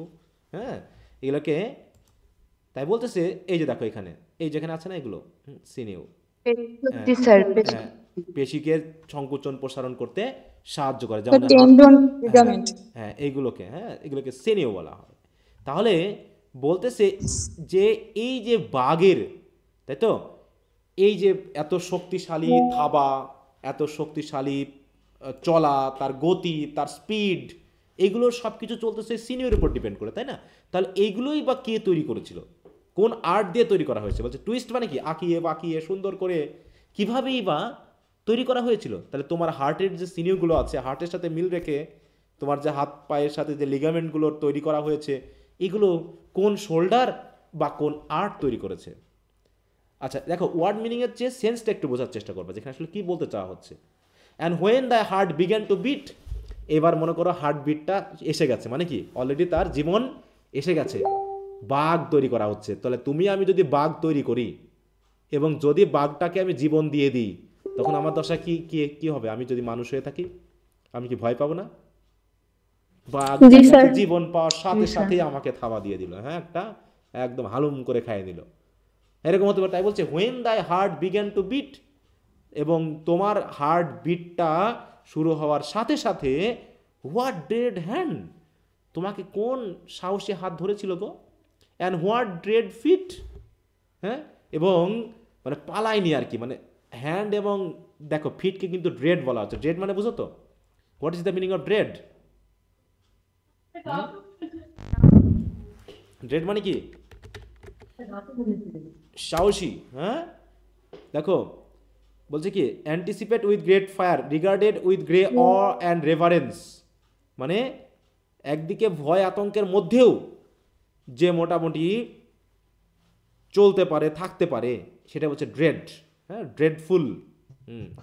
তাই সেটা বলছে হোয়াট ড্রেড হ্যান্ড, তাহলে তাকে ধরার মতো, মানে তোমাকে কি ধরে রেখেছিল হাত দিয়ে, হ্যাঁ। হোয়াট ড্রেড ফিট, এবং কোন, মানে আমি যে, মানে তিনি যে পালাননি, হ্যাঁ, ভয় পেয়ে, এটার বলতে চেয়েছে। তাহলে সেই ব্যক্তিটা কে? তাহলে তার কে সেই ব্যক্তি যে তোমারকে তৈরি করেছিল, এত শক্তিশালী, এত ভয়ানক মানুষ, মানে একটা জিনিসকে। এবং বলছে, বলো, হ্যাঁ, বলছি রেড মানে দুঃসাহস, মানে অনেক সাহস, এরকম টাইপের। হ্যাঁ, মানে সাহস মানুষ কখন দেখায় বলো তো? দুঃসাহস কখন দেখায়? যখন মৃত্যুর আকাঙ্ক্ষা থাকে, তাই না? মৃত্যুর মানে কি বলবো, একটা চান্স থেকে যায়, সেই সময় যখন তুমি কাজ করো তখন ড্রেডফুল বলা হয়, হ্যাঁ। তাই বলছে what the hammer and what the chain. দেখো এখানে কিন্তু আবার একটু আর একটা রেফারেন্স নিয়ে আসা হলো, এখানে একটা সেন্স নিয়ে আসা হলো, বিশেষ করে কামার তো বুঝি আমরা, তাই না? জি স্যার। কামারের ইংলিশ কি? কামারের ইংলিশ কি বলো তো? হ্যামার না, হ্যামার না, কে বলতে পারবা? Sir black Smith, black Smith, হ্যাঁ, ব্ল্যাক স্মিথ, তাই তো? এই যে দেখো, এখন এই জায়গাতে দুটা শব্দ খেয়াল করতে হবে। দেখো দুটা জিনিস, দেখো একটা জিনিস দেখতে পাচ্ছ, এই জিনিসটা দেখতে পাচ্ছ এখানে যার উপর রাখা হয়েছে জিনিসটা। আচ্ছা আমি একটু অ্যানভিলটা একটু দেখি।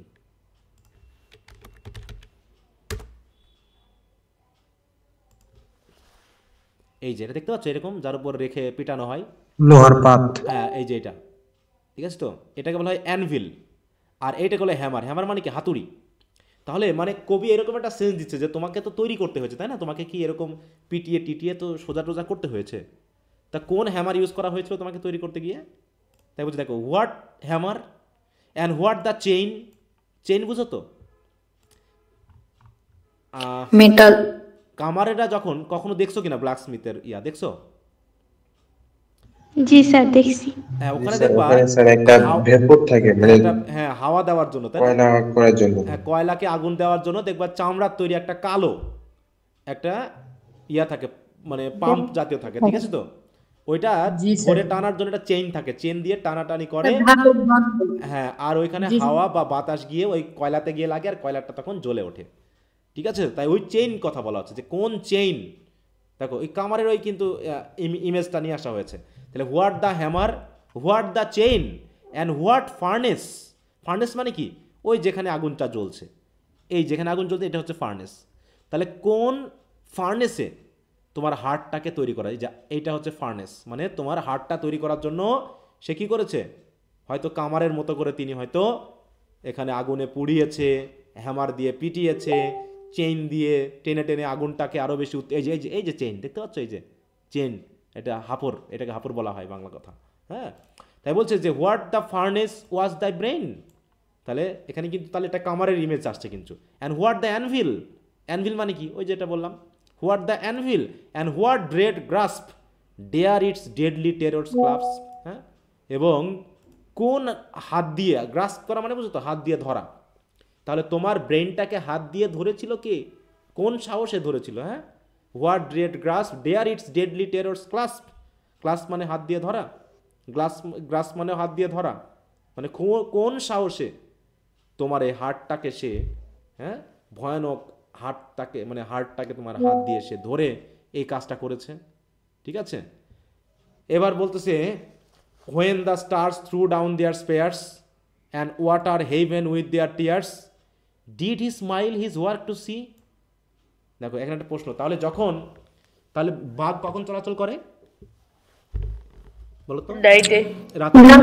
রাতের বেলা। তাই বলছে when the stars threw down their spears মানে কি, তারা যখন জ্বলতে শুরু করে, মানে তারা যখন উঠে তখন কি হয়, রাত হয়ে যায়, তার মানে যখন তারা তাদের স্পেয়ার বা লাইট ছড়াতে শুরু করে তার মানে রাতের বেলা। তাহলে যখন রাত আসে and water heaven with their tears, এবং আকাশ থেকে শিশির পড়ার মাধ্যমে, দেখো বলছে water heaven with their tears, মানে শিশির কণাগুলো যেন হচ্ছে ওই তারার যেন কান্নার চোখের জল, তাই তো, কান্নার জল। তাই বলছে যখন কি করে, হেভেনকে শিশিরে ভিজিয়ে দেয়, মানে মূল কথা হলো যখন রাত শুরু হয়, যখন বাঘ, তাই তো, তার মানে ঘুম ছেড়ে তার চলাচল শুরু করে, বা বাঘটাকে যখন জীবন দিয়ে তিনি বনে ছেড়ে দিলেন, did he smile his work to see, তখন কি যে এই বাঘটাকে বানিয়েছিল তিনি কি আসলে হেসেছিলেন, খুশি হয়েছিলেন এই কাজটা করে? মানে কবির মতে, হ্যাঁ, বা স্পিকারের মতে, বাঘ যে হিংস্র প্রাণী, তাহলে এটাকে যে তৈরি করেছিল তিনি কি তৈরি করার পর খুশি হয়েছিলেন? তার মানে প্রশ্ন হচ্ছে did he who made the lamb made the, তাহলে যে ব্যক্তি ভেড়া তৈরি করেছেন সেই ব্যক্তি কি তো তোমাকে তৈরি করেছিল? তার মানে প্রশ্নটা কোন জায়গায় বুঝতে পেরেছো? মানে যে ভেড়ার মতো নরম জিনিসও যিনি তৈরি করতে পারেন, বাঘ সাপের মতো এরকম হিংস্র জিনিসও তিনি তৈরি করতে পারেন। তাহলে নিশ্চয়ই সৃষ্টিকর্তার ভিতরে এই দুটা সত্তাই আছে, নাকি? দুটা সত্তাই নিশ্চয়ই সৃষ্টিকর্তার ভিতরে আছে। যদি না থাকতো তাহলে তো তিনি দুইটা জিনিস তৈরি করতে পারতেন না। এইখানে একটা প্রশ্ন, ঠিক আছে? তাহলে যে ল্যাম্প তৈরি করলো সেই কি তোমাকে তৈরি করেছিল? আচ্ছা, কোনো প্রশ্নের উত্তর কি স্পিকার পেয়েছে বাঘের কাছ থেকে? হ্যাঁ, এইগুলোকে বলা হয় কি, আমরা কিন্তু ফার্স্ট ইয়ারে পড়েছিলাম, বলো তো, এই জাতীয় রিটোরিক্যাল কোশ্চেন। হ্যাঁ, রিটোরিক্যাল কোশ্চেন, মানে যে কোশ্চেনের উত্তর কবির আনসার পাওয়া না, বরং জিনিসটাকে রিপ্রেজেন্ট করা বা উপস্থাপন করা, সেইগুলোকে বলা হয় লিটারেরি, তাই তো, কোশ্চেন। তো এরকম এইখানে অনেক কোশ্চেন ইউজ করা হয়েছে, কিন্তু কোনো কোশ্চেনের উত্তর আমরা কিন্তু এখানে পাই নাই। তার মানে এইগুলো কোশ্চেনের মাধ্যম দিয়ে কবি কনভারসেশনাল ওয়েতে তার মতামতটাকে প্রকাশ করার চেষ্টা করছেন। এখানে মেইন মতামতটা হলো যে আমরা ল্যাম্প যখন পড়লাম দেখলাম কত সফট, মাইল্ড, মিক একটা প্রাণী, আবার টাইগার যখন পড়তেছি তখন কত ফেয়ারফুল, ড্রেডফুল। শব্দ চয়নগুলো খেয়াল করো, হ্যাঁ, যেখানে যে ডিকশনগুলো ইউজ করেছে সেগুলো একটু খেয়াল করো। এখানে কি নরম সরম কোনো ওয়ার্ড ইউজ করা হয়েছে নাকি আমাদের ভয়? একটা শক্তিশালী, আগুন, হ্যাঁ, আগুন, ড্রেডফুল, দেখো শব্দগুলোও কিন্তু সেরকম, যা দিয়ে আমাদের ভিতরে একটা ভয় বা আতঙ্ক অটোমেটিক তৈরি করে দিচ্ছে। তার মানে এখানে দুটা সত্তাকে দেখানো হয়েছে, একটা নরম, ভদ্র, ভালোবাসার, আর হচ্ছে হিংস্র, ভয়ানক, এরকম কিছু আছে, ঠিক আছে? তো এইগুলোকে তিনি দেখিয়ে বোঝাতে যাচ্ছেন যে আসলে সৃষ্টিকর্তা দুটা বৈশিষ্ট্যই বহন করে থাকে। অতএব tiger, tiger burning bright in the forest of the night, what immortal hand or eye dare frame thy fearful symmetry. এটা জাস্ট রিপিটেশন। কি বুঝতে পেরেছো? জি স্যার। ফার্নেস বলতে কি বুঝাইলো, এটা একটু আমি মিস করে গেছি। ফার্নেস মানে হচ্ছে ওই যে আগুন, কামারের যেখানে আগুন জ্বলে না, এই যে এটা আগুন, এই যে দেখো এইটা ফার্নেস, হ্যাঁ, চুলাটা, এই যেখানে যেখানে আগুনে লোহাটাকে কি করানো হয়, গরম করানো হয়, তাই তো? তাহলে দেখো এখানে অনেকগুলো ওয়ার্ডও শিখে গেলা। অ্যানভিল হচ্ছে কোনটা, যার উপর এই যে রেখে পেটানো হয় নাকি, এটা হচ্ছে অ্যানভিল। আর এটা হচ্ছে হ্যামার, নাকি? এটা হচ্ছে হ্যামার, আর এটা হচ্ছে কি ফার্নেস। স্যার এসপায়ারটা কি? অ্যাসপায়ার মানে আকাঙ্ক্ষা করা, চাওয়া। এই যে বলছে এখানে ওঠা বোঝাচ্ছে মেইনলি, এখানে উইংস মানে উইংস দিয়ে বলছে ওঠা, মানে ওই যে আকাশে ওঠার কথা বলছেন, যে কোন আকাশ থেকে না কোন পাতাল থেকে তিনি আগুনটা নিয়ে এসেছিলেন। তাহলে আকাশে ওঠার জন্য তাকে তো পাখা লাগবে, তাই না? তাহলে কোন পাখায় ভর দিয়ে তিনি সেই আকাশে ওঠার সাহস করেছিলেন? যে আগুনটা ধরে আনবে বলে, যাতে তোমার চোখে দেওয়া যায়। কারণ তোমার চোখের যে আগুন, সে আগুনটা কোথা থেকে এনে তিনি তোমার চোখে দিয়েছিল।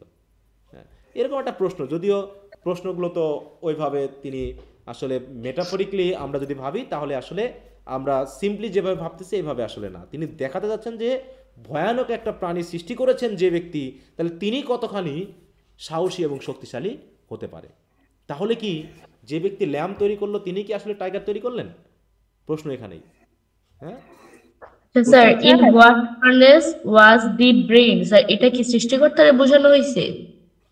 না, সৃষ্টিকর্তা তো এখানে পুরোটাই তো সৃষ্টিকর্তাকে প্রশ্ন করা হচ্ছে, যে আসলে কে তৈরি করেছে, তাহলে পুরো প্রশ্নটাই তো সৃষ্টিকর্তা নাকি?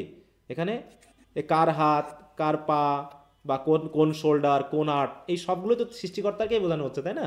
হ্যাঁ হ্যাঁ, পুরোটাই সৃষ্টিকর্তার কথাই বোঝানো হচ্ছে। হ্যাঁ, আচ্ছা যাই হোক, তোমরা এখানে একটু দেখবা, আমি একটু এখন ওই ডেভেলপমেন্ট থট এই দুটো তোমাদের একটু পড়তে বলি আমি। হ্যাঁ স্যার একটা কোশ্চেন ছিল। হ্যাঁ বলো।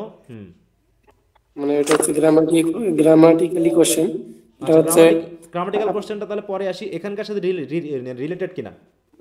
জি জি স্যার, এইখানকার সাথে রিলেটেড। হ্যাঁ বলো। আপনি যে বললেন না স্যার, ওই যে বাঘ কখন বনে হাঁটে, ওটা বললাম না রাতে হাঁটে। আমরা যদি ওইটা বলি ইংলিশে যে অ্যাট নাইট হবে নাকি ইন নাইট হবে, ওইগুলো বলতে দেন, ওটা বাদ দিতে হবে। এখানে গ্রামাটিক্যালের কোনো ভুল ধরা যাবে না। হ্যাঁ, এখানে গ্রামারের ভুল না স্যার। মানে ধরেন যে স্যার একটা কোশ্চেন আসলো আমাদের যে বাঘ কখন হাঁটে রাতে, আমরা বললাম রাতে। ওটা আমরা পরে কথা বলি, কারণ আমরা চ্যুত হয়ে যাবো। ওটা বোঝাতে গেলে আমরা অন্যদিকে চলে যাবো। আমরা এখন যে সেন্সে আছে ওখান থেকে বার হয়ে যাব। ঠিক আছে, এখন ওই গ্রামাটিক্যাল কথাটা এখন না, পরে, কারণ আমরা এখন অন্য অবস্থানে আছি। এটা থেকে আলোচনা করি, কমপক্ষে 5 মিনিট যাবে। ওই 5 মিনিটে আমরা আমাদের জায়গা থেকে উল্টে যাব, কারণ আমরা একটা আবেগে আছি অলরেডি। হ্যাঁ হ্যাঁ, ওটা নিয়ে আমরা পরে কথা বলবো। ঠিক আছে, তাহলে আগামী ক্লাসের প্রথমে বলবো, আমি বোঝাই দিব, বা আজকে শেষের দিকেও বলবো, আমি বোঝাই দিব, এই মুহূর্তে না। হ্যাঁ আচ্ছা, তাহলে এখন তোমরা এবার ল্যামের যে ইয়াটা সেটা পড়বা। তোমরা কিন্তু এই জায়গাগুলো একটু এক্সপ্লেনেশনগুলো পড়বা বাড়িতে। হ্যাঁ, যেগুলো আমি পড়াচ্ছি না, এগুলো সব পড়ে ফেলবা, তোমরা রিডিং দিয়ে ফেলবা, দেবে। এর ভিতরে অনেকগুলো ব্রিফ কোশ্চেনের আনসার পাবা, অনেক কিছু পাবা, কিন্তু কম পড়লে পারে কিন্তু হবে না। যেমন এবার পরীক্ষাতে খুবই ইজি ব্রিফ কোশ্চেন এসেছে, দেখবো তারপরে ফেসবুকে ছেলেমেলে লিখতেছে ব্রিফ নাকি খুব কঠিন হয়েছে। যারা টেক্সট পড়েছে তাদের কাছে একটা ব্রিফ কোশ্চেনও কঠিন আসেনি, বরং 12টাই কমন এসেছে, এমনও ছেলে মেয়ে বলতেছে আমাদের যারা পড়েছে। স্যার ইজি হয়েছে, 100% কমন। আর এই কমন বলতে কি বলতে যাচ্ছি? কমন মানে কি? কমন মানে আমি পারছি, এটাই তো নাকি? হ্যাঁ হ্যাঁ, এটা পারছি আমি, অথচ সবার কাছে নাকি আরে ব্রিফ সেই হার্ড হয়েছে। এটা ওই জন্য পড়তে হবে। যাই হোক, তাহলে বলছি এই যে ডেভেলপমেন্ট অফ থট, এটা একটু পড়ে নাও সবাই। এটার জন্য কতটুকু? তার দুইটারই পড়বো, দ্য ল্যাম্প আর হচ্ছে টাইগার। হ্যাঁ, আগে ল্যামেরটা পড়ো, আগে ল্যামেরটা পড়ো। এখানেও টাইগারের সেন্সটা এসে গেছে।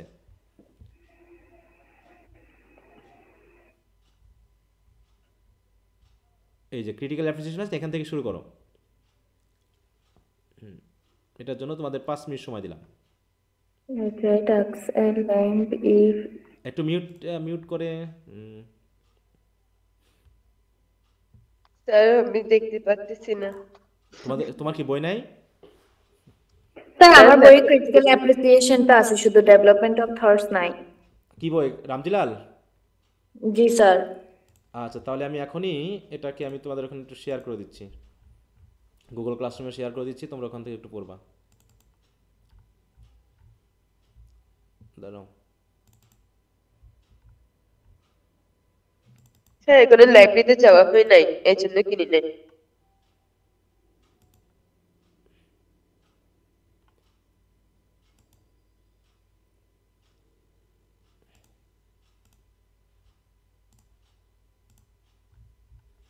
স্যার এখানে যে ডিওএসটি ডোস্ট, এটা কি কোনো ইয়ে আছে? এটা কি ডিড বা ডাজ বোঝাইছে?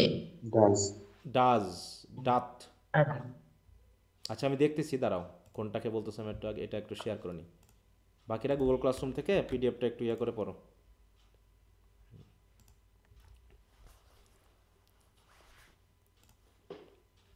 হ্যাঁ কোন জায়গার কথা বলো তো, টেক্সটের ভিতর?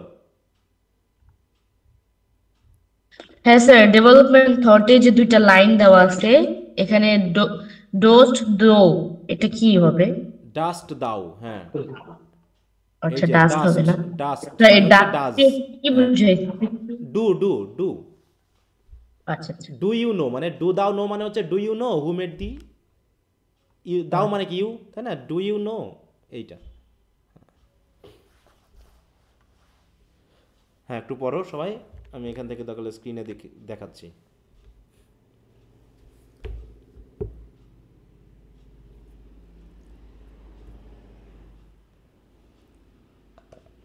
ফ্লেস মানে বুঝো তো, ফ্লেস মানে কি?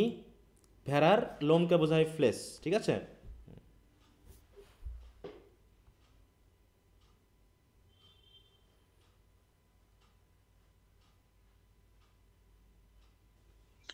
স্যার পড়া হয়েছে? আচ্ছা একটু হাত তোলো, যাদের যাদের হয়ে যাবে একটু হাত তোলো। হ্যাঁ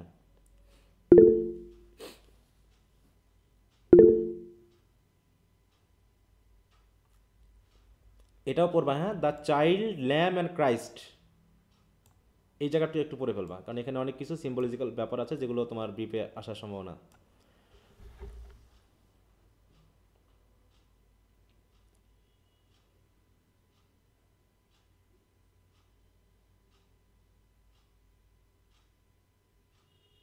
দেখো এখানে একটা সুন্দর কোশ্চেন আছে যে এই যে ল্যাম, চাইল্ড এবং ক্রাইস্ট এই তিনটাকে লিঙ্ক করেছে কোন শব্দটা?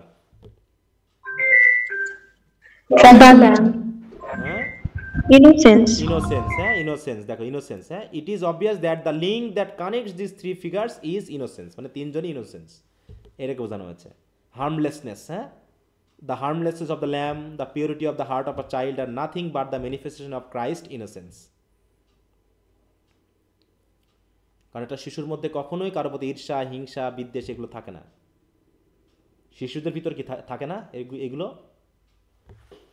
খেলা নিয়ে মারামারি করলে দেখা যায় না?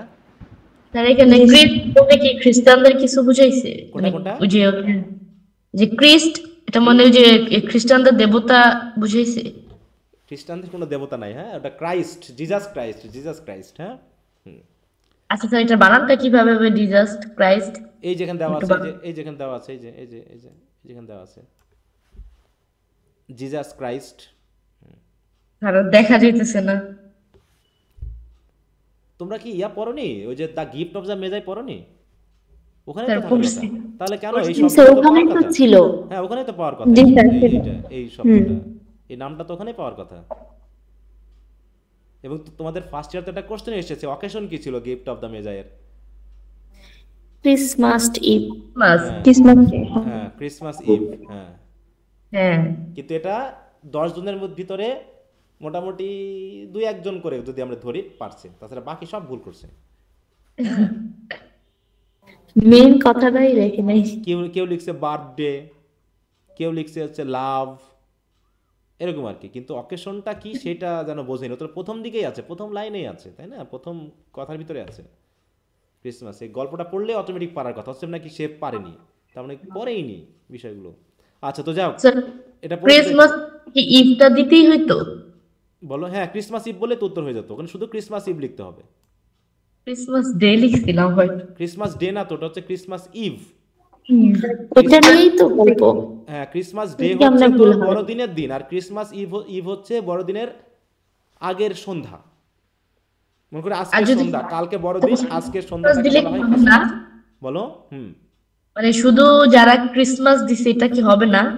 আমি ধরেছি, অন্তত আমি ধরে নিয়েছি, কারণ বাকি স্যারেরা ধরছে কিনা আমি জানি না। আমি যে খাতা ধরেছি ক্রিসমাস, অনেকে ভুল বানানো লিখছে, ঠিক আছে ভুল বানানো লিখছে, তাও আমি সঠিক ধরছি যে আমার তো সে সেন্সটা দিতে পেরেছে, এই কারণে আমি ওটার 1 দিয়েছি। কিন্তু এইটুকু যারা বলতে পারেনি তাদেরকে আমি দেই নাই। অনেকে ক্রিসমাস বানান লিখছে কি জানো? CHRISMAS এরকম করে লিখছে, ঠিক আছে? কেউ লিখছে CHASMAS, মনের মতো করে হ্যাঁ লিখছে, মনের যার মতো যা করে মনে লিখছে। আসে। হ্যাঁ এরকমও স্যার লিখছে। এটা তো চাষবাস হয়েছে। হ্যাঁ ওইরকমই লিখছে, ওইটাই তো বললাম যে আমি ছবি তুলে দেখাবো দরকার হলে যে কি লিখছে আনে তোমাদের।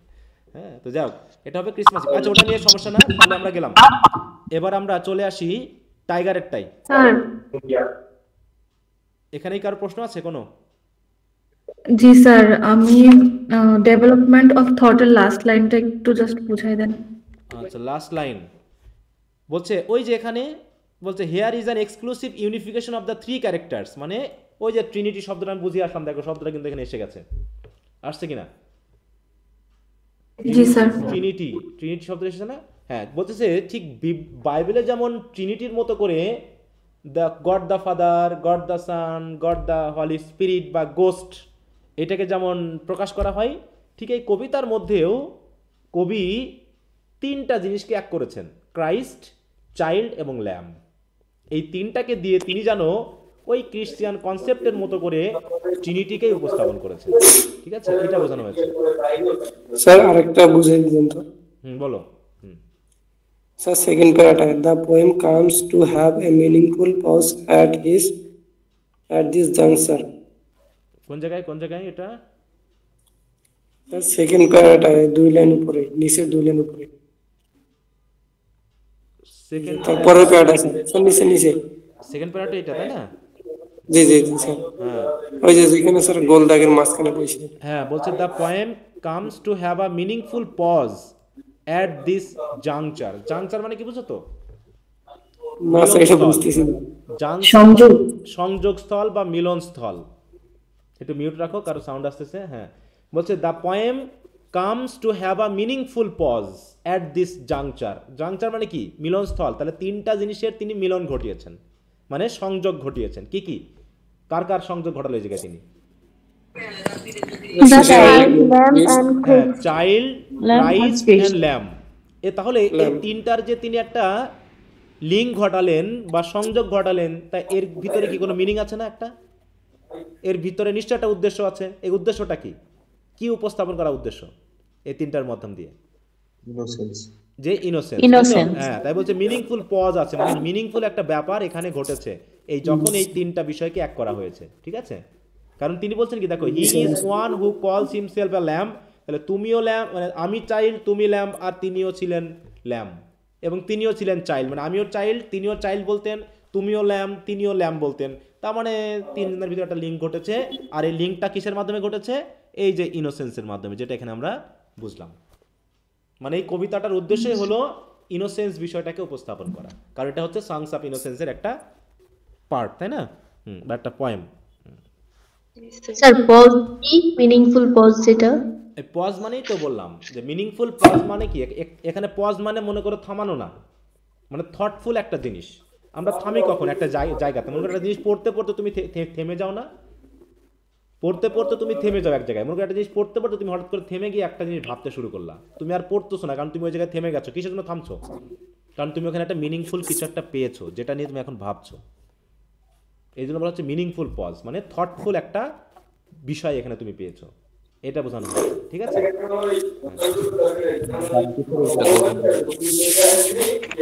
স্যার এখানেও যে বলা হয়েছে এ ওয়াইজ হিমনাল ভেইন, এটা বলতে কি বোঝানো হয়েছে? কোনটা? আই এ চাইল্ড, এটা লাইনের আগের লাইনটা স্যার, যে বলছে যে or the poet turns to conclude the lines in a wise hymnal vein, ওইটাতে।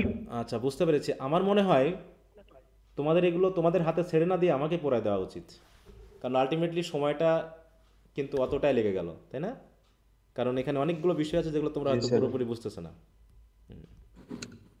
মানে এখানে ওয়ার্ডের বিষয় আছে, তত্ত্বের বিষয় আছে, যেগুলো তোমরা বুঝতে পারছো। তোমাদের উপর ছেড়ে দিলে ওই কোটায় পড়াতে গেলে দেখা যায় সময়টা আলটিমেটলি বেশি লেগে যাচ্ছে। এটাই আমার কাছে মনে হলো, কারণ এটা আমি পড়া দিলে এখন শেষ হয়ে যেত মনে হয়। আচ্ছা তো একটু মিউট রাখো, আমি পড়াই দিই প্রথম থেকে শেষ পর্যন্ত। আচ্ছা তো দেখো এখানে কি বলতেছে, a child ask a lamb if it knows is merciful creator. হ্যাঁ বলছে এখানে একজন চাইল্ড তো নাকি, যে স্পিকার সে কি চাইল্ড না? সে একটা ল্যাম্পকে জিজ্ঞাসা করতেছে সে তার ক্রিয়েটরকে চেনে কিনা। ইটস ফিডার, যে তাকে খাবার দেয় তাকে সে চেনে কিনা। Or the giver of the delightful and cosy clothing of flash, এবং তার যে সুন্দর নরম আরামদায়ক যে কোজি যে ফ্লেশ বা লোম এ কে দিয়েছে তাকে সে চেনে কিনা, এটা সে জিজ্ঞাসা করল। He also ask the lamp whether it knows who gave its tender voice that fills the valley with pleasant joy and music. এটা নিশ্চয় তোমরা বুঝেছো। তারপর এখানে quite child like the lines, এখানে কিছু শিশুদের মতো করে বলা হয়েছে যে তোমাকে কে বানিয়েছে, তুমি কি জানো তোমাকে কে বানিয়েছে, এরকম রিপিট করার মাধ্যমে তিনি আসলে বোঝাতে যাচ্ছেন। হ্যাঁ, যে with wonder in the eyes of child. হ্যাঁ, মানে তুমি একটু ভাবো যে একটা শিশুই তো যখন এটা ছাগলের সাথে এটা ভেড়ার সাথে কথা বলবে, তার মানে নিশ্চয়ই কতটুকু চাইল্ড লাইক হতে পারে। যে তোমাকে বলো তো তোমাকে কে বানিয়েছে, সে বুঝতেছে ভেড়া কথা বলতে পারবে না, ছাগল কথা বলতে পারবে না, তারপরে সে বলছে, কারণ কি এখানে সে নিজেই ইনোসেন্স, তার ভিতরে সেই সেন্সটা এক্সপিরিয়েন্সটা আসেনি। এবার বলছে এই কথা বলার পর যিনি স্পিকার তিনি কিন্তু উত্তর চাননি। The speaker does not wait for an answer, he tells the lamp that it is creator who is called after the name of the lamp itself. তারপর সেই উত্তর দিচ্ছে, দিয়ে বলতেছে কে, যে সে তাকে যে ক্রিয়েটার সে তার নামেই পরিচিত। He is one who called himself a lamp, he is meek and mild and come on earth as a little child. ওই কাম অন আর্থ মানে পৃথিবীতে জন্ম নেওয়ার কথা বোঝাচ্ছে, যে তিনি এই পৃথিবীতেই এসেছিলেন। এইভাবেই the poem comes to a meaningful pause at this juncture. তার মানে তিনি পৃথিবীতে এসেছিলেন, তিনি চাইল্ড হয়েছিলেন, তিনি মিক এবং মাইল্ড, এই কথাগুলো বলা মানেই বুঝতে হবে এখানে অবশ্যই একটা কিছু স্পেশাল মিনিং বোঝানোর চেষ্টা করা হচ্ছে। মিনিংটা কি দেখো, the question are asked, answers are done, and the child or the poet turns to conclude the lines in a wise hymnal vein or spiritual implication. Hymn বুঝো, তোমরা কি ফার্স্ট ইয়ারে ইয়াটা পড়েছিলা, ওই যে পিয়ানো কবিতাটা? ওয়াও, আমি কারো কথা বুঝি না, একজন বলো। স্যার হলি দিনগুলাতে যে হচ্ছে যে প্রার্থনা করা হয়, যে গানটা দেওয়া হয়। স্যার আপনার রিঅ্যাকশনটা কিন্তু সেরা হয়েছে স্যার। আচ্ছা, এটা হচ্ছে আমি বলি, এটা হচ্ছে কি হিম মানে হচ্ছে এই স্যার রিলিজিয়াস সং। হ্যাঁ, রিলিজিয়াস সং মানে হচ্ছে কোরাস টাইপের কিছু সং যেগুলো মেইনলি কি করা হয়, ধর্মীয় উদ্দেশ্যে গাওয়া হয়। হ্যাঁ, HYMN, হ্যাঁ HYMN। আর ওখান থেকে আসছে দেখো এই যে হিম, হিম মানে হচ্ছে দেখো are religious song or poem of praise to God or a God. হ্যাঁ, মানে ধর্মীয় উদ্দেশ্যে গাওয়া যে গানগুলোকে সেগুলো হিম বলা হয়। তাহলে এই কবিতাটা মনে হচ্ছে একটা গান না? বলো, এখানে তো সবই তো গান। কারণ বলা হচ্ছে কি এখানে কি পোয়েম অফ ইনোসেন্স বলা হয়েছে না সংস অফ ইনোসেন্স বলা হয়েছে? একটা গান টাইপের। অতএব এই হিম থেকে এসেছে হিমনাল, ঠিক আছে তো? হিমনাল মানে হচ্ছে ওই song related, relating to him, মানে ধর্মীয় সঙ্গীতের মতোই এটা বোঝানো হচ্ছে। তাই বলছে কি দেখো, যে অনেকটা যখন কবি এই কথা বলতে গেছেন তখনই যেন তিনি শেষ লাইনটা দিয়েছেন অনেকটা ওই হিমনাল ভেনের মতো বা টোনের মতো বা ভাবের মতো, মানে ধর্মীয় গানের মতো করে, বা এর ভিতরে একটা স্পিরিচুয়াল ইমপ্লিকেশন। স্পিরিচুয়াল মানে কি, আধ্যাত্মিক একটা মিনিং, একটা অর্থ তিনি দেওয়ার চেষ্টা করেছেন। কি বলার মাধ্যমে, যে I a child and thou a lamb, we are called by his name. এটা যেন তিনি বোঝাতে চাচ্ছেন বা কবি যেন বোঝাতে চাচ্ছেন যে আসলে আমরা, তুমিও যা আমিও তাই, এবং তিনিও একসময় আমাদের মতো করেই নিজেকে ভেবেছিলেন। এইটাকে যেন তিনি কি বলেন, in a wise hymnal vein, যেন একটা খুবই বুদ্ধিদীপ্ত একটা রিলিজিয়াস টোনের মতো করে বা গানের মতো করে তিনি এই কথাটা বললেন শেষে এসে। হ্যাঁ, বলছে কনক্লুড দ্য লাইন, তাই না? এই লাইনটা যেন শেষ করলেন এই কথা বলার মাধ্যমে, যে যার ভিতরে একটা রিলিজিয়াস বা স্পিরিচুয়াল ইমপ্লিকেশন আছে বা একটা বিশেষ বিষয় রয়েছে। বলছে in the world of innocence even the meanest creature such as a lamb which is low only in the eyes of human beings is treated as having unbounded divinity. তাই তো? বলতেছে কি, যে ইনোসেন্সের ওয়ার্ল্ডে, ইনোসেন্সের ওয়ার্ল্ড মানে শিশুটা ইনোসেন্স, তাহলে তার জগতে একটা পিঁপড়াও তো খুব সুন্দর না? একটা পিঁপড়া দেখলে বাচ্চারা খেলতে চায় না? এমনকি একটা কেঁচো দেখলেও খেলতে চায়, একটা তেলাপোকা দেখলেও সে ধরতে চায়। কারণটা কি? কারণ সে এক্সপিরিয়েন্স না ইনোসেন্স? বলো তো, ইনোসেন্স। এই কারণে এমনও হচ্ছে যে তোমরা যখন ওয়ার্ডসওয়ার্থের কবিতাগুলো পড়বা তখন বুঝতে পারবা যে তিনি বলতেছেন যে শিশুরা এই কিছুদিন আগে পৃথিবীতে এসেছে, তার মানে তারা পৃথিবীতে আসার আগে স্বর্গে ছিল। অতএব স্বর্গে তো সব কিছুই পবিত্র, সেখানে কোনো হিংস্রতা নেই, সেখানে কোনো ভয় নেই। তাই শিশুরা যখন পৃথিবীতে আসে তখন তাদের ভিতরেও সেই ভয় কাজ করে না। বাঘ দেখলেও ভয় পায় না, সাপ দেখলেও ভয় পায় না, ইঁদুর দেখলেও ভয় পায় না, পিঁপড়া দেখলেও ভয় পায় না। কিন্তু ভয় পাওয়া শুরু করে কবে? বলো, কখন ভয় পাওয়া শুরু করে? যখন সে এক্সপেরিয়েন্স হয়ে যায়, যেটা ক্ষতিকর। হ্যাঁ, আগুন ক্ষতিকর, তাছাড়া আগুনে হাত দিতে চাই। একবার আগুনে হাত দেওয়াও দেখো সে আর আগুন দেখলেই ভয় পাবে, আর আগুনে হাত দিবে না। তাই বলতেছে এটা মানে কি, in the world of innocence মানে হচ্ছে শিশুদের নিষ্পাপ জগতে, এই পৃথিবীতে যে কোনো মিনেস ক্রিয়েচার, যেমন হচ্ছে ভেড়ার মতো, যেটা হয়তো আমাদের মানুষের কাছে যেটা হচ্ছে খুবই লো একটা প্রাণী, সেটাও কিন্তু মনে হয় শিশুর কাছে যেটার মধ্যেও যেন একটা অসীম স্বর্গীয় ভাব রয়েছে। ঠিক আছে, তো এই জন্য এটাকে বলা হয়েছে here is an exclusive unification of the three. এটা তো বললামই, আর এই সব কিছুর মধ্যে ডিভিনিটি খোঁজার মাধ্যমে এই শিশু যেন বোঝাতে চেয়েছেন যে গড, আমি, তুমি সবাই আমরা আসলে একই। ঠিক আছে, আমরা গডের কাছ থেকে এসেছি মানেই গডের শ্বাস প্রশ্বাসের মাধ্যমে চলছি, মানেও আমরা ওই গডের অধীনেই আছি, মানে আমরাও গডের সাথেই থাকতে পারি। তার মানে গডও যা, আমরাও ঠিক তাই। কারণ এই পৃথিবী থেকে যখন চলে যাব ওই গডের সাথে আমাদেরকে মিশতে হবে। তার মানে কি, এখানে কোনো রুক্ষতা নেই, এখানে কোনো ভয় নেই, এখানে কোনো আতঙ্ক নেই, এখানে কোনো করাপশন নেই, দুর্নীতি নেই, মিথ্যা নেই, কিচ্ছু নেই। একদম খুবই ভদ্র, নম্র, ভদ্র এরকম একটা কবিতা, নাকি? কি বুঝতে পেরেছো সবাই? স্যার এখানে গড কেও কি ল্যাম্প নামে সম্বোধন করা হয়েছে? ইনোসেন্স বোঝাইছিল এটা। হ্যাঁ, এখানে সেই ঘুরে ফিরে সেই জায়গাতে যাচ্ছি গো। এখানে তো লাইনে বলেই দেওয়া হলো যে ফর হি কলস হিমসেলফ আ ল্যাম্প, যে তোমাকে বানিয়েছে সে নিজেও নিজেকে ল্যাম্প বলে সম্বোধন করছে। তাহলে কে কাকে বানালো আর ল্যাম্পটা কাকে বোঝানো হচ্ছে বলো তো? সৃষ্টিকর্তা নিজেকে ইনোসেন্স বলে দাবি করতেছেন, এটাই ল্যাম্প বোঝাচ্ছে। বলে দাবি করতেছে, আমিও ল্যাম্প। ল্যাম্প মানে কি, যে আমি ল্যাম্পের মতোই। তিনি কি আসলে ল্যাম্প? তিনি কি ভেড়া নাকি ভেড়া নিষ্পাপ, সেটা বোঝানো। একটু ব্রেনটাকে ল্যাম্প বলতে না জিসাস ক্রাইস্টকে বোঝানো হয়েছিল, তাহলে জিসাস ক্রাইস্ট আর গড কি একই? ওহো, সেই জায়গাতেই আছো। ট্রিনিটি দিয়ে বোঝালাম আমি। হ্যাঁ, আমি তো ট্রিনিটি দিয়ে বোঝালাম যে গড, জিসাস ক্রাইস্ট, হলি স্পিরিট তিনজন একই খ্রিস্টিয়ান রিলিজিয়ন মতে, বুঝো না? এই এখানে যাকেই গড বলা হচ্ছে তাকেই জিসাস ক্রাইস্ট বলা হচ্ছে, কারণ গড পৃথিবীতে জিসাস ক্রাইস্ট রূপে এসেছিলেন। এটা ভাবা হয় যে জিসাস ক্রাইস্ট আর গড আলাদা কেউ না, এই দুইজন একই জন। বুঝতে পারছো? তাই কখনো গড বলা হচ্ছে, কখনো জিসাস ক্রাইস্ট বলা হচ্ছে। বুঝতে পারছো? ওই গডই ল্যাম্ব রূপে, চাইল্ড রূপে পৃথিবীতে এসেছিলেন। তাই বলছে না যে হি বিকাম আ চাইল্ড, মানে কি হি বিকাম আ চাইল্ড মানে কি?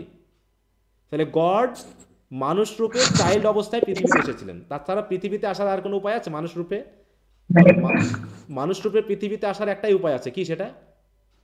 চাইল্ড, ছোট শিশু, মায়ের গর্ভ থেকে। মূল কথা হলো মায়ের গর্ভের মাধ্যমে পৃথিবীতে আসার একটা উপায় রয়েছে মানুষ হিসেবে, অন্য কোনো হিসেবে তো নেই। যে কোনো প্রাণী, যে কোনো প্রাণীকেই তার মায়ের গর্ভ থেকেই, বা যদি উদ্ভিদ হয় তাহলে বীজ থেকেই, বা যে সকল ইয়ে আছে ডিম থেকেই তাকে বার হয়ে পৃথিবীতে আসতে হবে। এছাড়া পৃথিবীতে আসার তো আর কোনো দরজা নাই। তো সেই হিসাবে খ্রিস্টান রিলিজনে বিশ্বাস করা হয় যে গড, যে হলি স্পিরিট, তিনি মানুষ রূপে, মানে ওই চাইল্ড রূপে, জিসাস ক্রাইস্ট রূপে আসলে পৃথিবীতে এসেছিলেন। তার মানে গড এবং জিসাস ক্রাইস্ট দুইজন আলাদা কিছু না, দুইজন একই। এই জন্য কখনো গড বলা হচ্ছে, কখনো জিসাস ক্রাইস্ট বলা হচ্ছে। হ্যাঁ স্যার, জিসাস ক্রাইস্টকে আবার গড অফ সনও বলা হয়, তাই না? God of San. ওই জন্য তো বললাম যে ওই যে গড দা ফাদার, গড এখন আমার প্রশ্নটা এখানে যে যেহেতু ওনাকে গড অফ সান বলা হচ্ছে, যে মানে গডের পুত্র, তাই এখানে গড বলতে আবার কাকে, কোন গডকে বোঝানো হচ্ছে?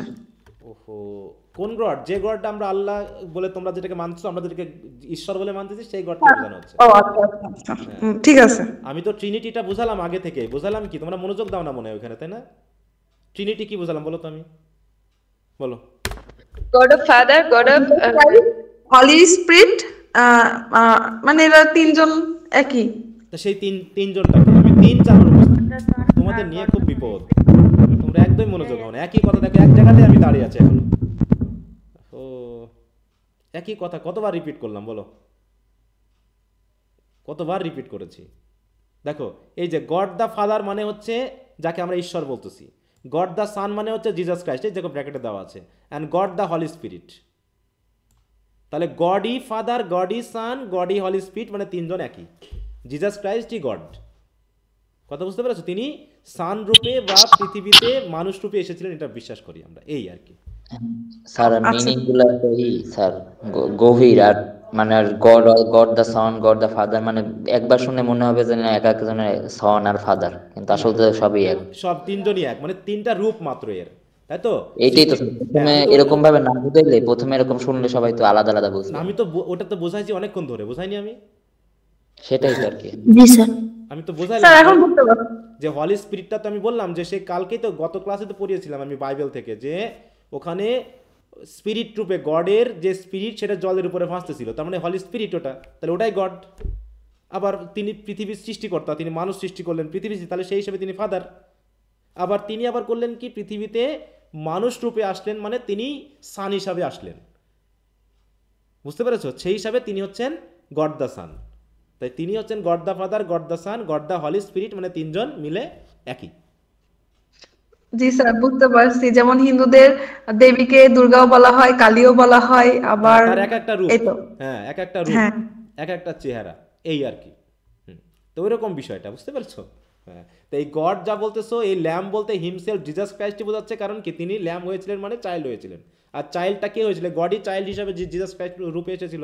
অতএব মাঝে মাঝে এখানে যাকে জিজাস ক্রাইস্ট বলা হচ্ছে তাকেই গড বলা হচ্ছে। দেখো এই যে হি রেফার্স টু গড বলছে না, আবার বোথ হি হিমসেলফ, এগুলো সবই গড, কারণ এখানে বোঝানো হচ্ছে। আবার দেখো যখন বলা হচ্ছে ইনফ্যান্ট জিজাস হলো, চাইল্ড হলো, তখন আবার অটোমেটিক জিজাস হয়ে যাচ্ছে, তাহলে জিজাসটাকে ওই গডই তো বোঝানো হচ্ছে, তাই না এখানে?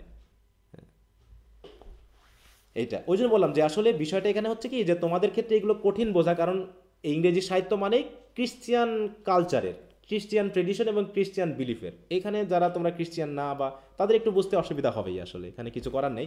কিন্তু আমি ওই জন্য যখন কথা বলবো, তোমরা একটু দয়া করে খুব মনোযোগের সহিত শুনবা, তাহলে আর স্যার এত গভীর আর কি, মানে ঘেটে যাই বারবার। হ্যাঁ হ্যাঁ, আর যখন পড়বা তখন তো ক্রিশ্চিয়ান ট্রেডিশনের অনেক রেফারেন্স আসবে। হ্যাঁ, জেরেমিয়া দেখো, অনেক নাম আছে যেগুলো তোমরা বুঝবা না, এটা স্বাভাবিক, একদম স্বাভাবিক যে তোমরা বুঝবে। আর এতটুকু বুঝতে যাওয়ার দরকারও নেই, কারণ এত গভীরে তোমার লাগবে না। তোমরা যখন কোশ্চেন আনসার পড়বা তখন এত গভীরে আসবে না, যা বলার তা আমি বুঝিয়ে দিয়েছি, সিম্পলি এতটুকু বুঝলেই হবে। আর যদি কেউ গভীর স্টাডি করতে চাও, তাহলে আগে তাকে বাইবেল বিষয়গুলো পড়তে হবে, তাহলে বাইবেলের রেফারেন্সগুলো তখন তুমি বুঝতে পারবা। তাছাড়া ওই বাইবেল না পড়লে ওগুলো বুঝবাও না, ওগুলো পড়ালেও আমি পড়ালেও যে তুমি বুঝবা তাও না। অতএব ওগুলো নিয়ে কথা বলাটা মানে সময় নষ্ট, ঠিক আছে? এই এগুলো তো ক্রিশ্চিয়ানদের জন্যই ভালো বেশি, আমরা তো সবগুলাই ফেলি না। আমি তো সেটাই বলতেছি যে আমি যতটুকু ইজিলি বুঝবো, তোমরা তো ততটুকু ইজিলি বুঝবা না, তাই না? হ্যাঁ, বা এইগুলো পড়াতে গেলে অন্য স্যারেরা স্যার আবার সেভাবে বুঝবে না। হ্যাঁ, অন্য স্যারেরা যেভাবে তোমাদেরকে পড়াবে, যারা হচ্ছে হিন্দু থেকে, হিন্দুইজম থেকে বা মুসলিম থেকে যারা স্যার, তারাও তো এগুলো এতটুকু তোমাকে ক্লিয়ার করতে পারবে যতটুকু আমি হয়তো বা তোমাদেরকে বলতে পারতেছি। হ্যাঁ, অতএব অতটুকু বলারও দরকার নেই আমার কাছে মনে হয়েছে। জাস্ট সিম্পলি লিটারেল মিনিং হিসাবে যতটুকু বুঝতে পারতেছো, এবং এই বইয়ে যে সিম্বলিক্যাল মিনিংগুলো দেওয়া আছে ততটুকু বুঝলেও হবে, এর থেকে বেশি দরকার নেই। হ্যাঁ, এই কবিতাগুলো বললাম তো, এই রোমান্টিক পোয়েট্রির গুলো একটু মানে অ্যাবস্ট্রাক্ট ধারণা আছে অনেকগুলোর, এই জন্য বুঝতে একটু অসুবিধা হতে পারে, তাছাড়া কিছু না। আচ্ছা, এবার আসি আমরা, আজকে এই কবিতাটা শেষ করব কিন্তু, হ্যাঁ সেটা 10:30 বাজলেও এই ইয়াটা। এবার এটাই আসো, টাইগারেরটা আসো এবার একটু। স্যার একটা কোশ্চেন। হ্যাঁ বলো। স্যার তাহলে কি কবি নিজেকে ওই গডের প্রফেট দাবি করতেছে? সে তো দাবি করেনি, জাস্ট তিনি ওইভাবে বিষয়টাকে উপস্থাপন করছে। কারণ কি, তিনি মনে করেন যে তিনি প্রফেট, মানে সৃষ্টিকর্তার কাছ থেকে একটা আশীর্বাদ পেয়েছেন এই গানগুলো লেখার জন্য। তার মানে সেই আশীর্বাদ স্বরূপ তিনি হয়তোবা, তিনি সরাসরি প্রফেট হিসাবে নিজেকে দাবি করছেন না, কিন্তু প্রফেটিক পাওয়ার তার ভিতরে আছে। প্রফেট দাবি করা আর প্রফেটিক পাওয়ার থাকা দুটো কি এক জিনিস? দুটো এক জিনিস না তো। এখন সে তো প্রফেট না, সেটা আমরাও জানি। ওই কবি কি প্রফেট ও বললে আমরা মানবো কি? আমরা বলো। কিন্তু তিনি বলতেছেন যে ওই রকম ক্ষমতা বা অ্যাবিলিটি তার আছে, যেটা তিনি অতীত, বর্তমান এবং ভবিষ্যৎ দেখতে পান। স্যার আমাদের ইমাজিনেশন পাওয়ারটা একটু আসলে ডেভেলপ করতে হবে, আদারওয়াইজ আপনার যে মানে প্রশ্ন বারবার সম্মুখীন হচ্ছেন ওইটা আসলে হবে না। আচ্ছা ঠিক আছে, সমস্যা নেই। এবার আমরা একটু এটা পড়ি, টাইগারের এটা পড়ি। হ্যাঁ, অনেকে দেখো যে ক্লাস থেকে অলরেডি লিভ নিয়েছে, তারা তো মনে করবে স্যার কি হুদাই বকতেছে, হ্যাঁ আর তোমরাও কি বকতেছো, তারা বুঝবে না। হ্যাঁ, দিয়ে পরে এসে ওরা ঘুমা, ওদের ঘুম ধরে গেছে। হ্যাঁ, যখন ক্লাস এবার যখন প্রশ্ন পড়তে আসবে তখন বুঝবে না। পড়তে করতে আর এগুলো শুনতে শুনতে বিরক্তি হয়ে গেছে আর কি। কিন্তু বিরক্ত হলে তো চলবে না, চলবে? বলো, বিরক্ত হলে চলবে? না স্যার নেক্সট ক্লাসে আবার এই না একই স্যার প্রশ্নই বিরক্ত করবে। হলে আমাদেরই লস। হ্যাঁ এই কোশ্চেন আবার দেখবা যে আগামী ক্লাসে এসে করবে, কারণ তারা মনে করতেছে স্যার মনে হুদাই বলতেছে। রিলেটেড এক একজনের সাথে মানে এক একটা সেন্সের সাথে আর কি, খুব ভালো মতো না বুঝলে আর কি হয় না। হ্যাঁ তাহলে স্যার এগুলোকে পেঁচাইলে বেশি পেঁচাবে, সিম্পলি নিলে স্যার এত কিছু পেঁচায় না। না সিম্পলি তো অনেকে নিতে পারবে না, তুমি হয়তো একটা জিনিস বুঝতে পারছো সহজ, আর একজন তো সেটা বুঝবে না, বুঝবে বলো? আর বিষয়টার মাধ্যমে অনেকের আর কি ধার্মিক সেন্সটা মানে ওইদিকে চলে যায় তো আর কি, তাই জন্য আর কি বিষয়গুলো কমপ্লিকেটেড হয় আর কি। হ্যাঁ এই যে প্রফেট দাবি করতেছে, এই প্রশ্ন তো এখানে আনার প্রশ্নই আসে না, তাই না? কিন্তু তারপর দেখো তার মনে হচ্ছে যে তাহলে কি সে প্রফেট? আমি তো বলছি সে প্রফেট না, কিন্তু সে কি করছে, সে বলতেছে যে আমি যখন কবিতাগুলো লিখতেছি তখন আমার এরকম একটা অ্যাবিলিটি বা ক্ষমতা আছে বলে আমি এই কবিতাগুলো লিখতেছি, এইটা বলা হচ্ছে। তার একটা বিশ্বাস বা দর্শন। এই জন্য তিনি কি দাবি করছেন কখনো যে তিনি প্রফেট আল্লাহর বা সৃষ্টিকর্তা বা ঈশ্বরের? না, এটা এই কথাগুলো অমূলক হয়ে যাবে। হ্যাঁ অতটুকু গভীরে তো যাওয়ার দরকার নেই। এখন তুমি বলো যে ঈশ্বর নিন্দা হয়ে যাবে তাহলে। হ্যাঁ আচ্ছা একটু পড়ো। আর সাহিত্য পড়তে গেলে একটু এরকম হইচই গ্যাঞ্জাম পড়াশোনা একটু হবেই। একদম সিম্পলি যদি কেউ পড়াশোনা বুঝতে যাও তাহলে অতটুকু হবে না, কারণ অনেক অনেক ব্যাপার রয়েছে এখানে। একটা জিনিস হয়তো একজন সহজে বুঝে গেল আর একজন নাও বুঝতে পারো। একটু দা টাইগারের কোনটা পড়বো কতটুকু? এই যে ইন্ট্রোডাকশন থেকে পড়ো ক্রিটিক্যাল, এই কারণ এটার ডেভেলপমেন্ট অফ থট বলে আলাদা করে অংশ আছে কোনো? না না নাই। এই জন্য আপাতত এই যে ইন্ট্রোডাকশনের এই জায়গাটুকু একটু পড়ে ফেলো, এই জায়গাটুকু। দেখো এখানে ল্যামের সাথে একটা কথা কিন্তু বলা হয়েছে কন্ট্রাস্ট দিয়ে। হ্যাঁ স্যার আপনি পড়াই দিলে কত মানে এর আগেরটার মতো পড়াই দিলে। আচ্ছা ঠিক আছে, হ্যাঁ আমি পড়াই দিই। বলছে দেখো the tiger is a contrast. Contrast মানে কি? কন্ট্রাস্ট প্যারাগ্রাফ মনে আছে? To the lamb of songs of innocence. তাহলে নিশ্চয়ই এটা টাইগারটা হচ্ছে ল্যাম অফ ইনোসেন্সের সম্পূর্ণ ভিন্ন। And it is one of the most famous poems of William Blake. The wonder of the poet is conveyed by the short and successive question. মানে বেশ কিছু ছোট ছোট বারবার কিছু কিছু কোশ্চেনের মাধ্যমে কবির একটা ওয়ান্ডার মানে কি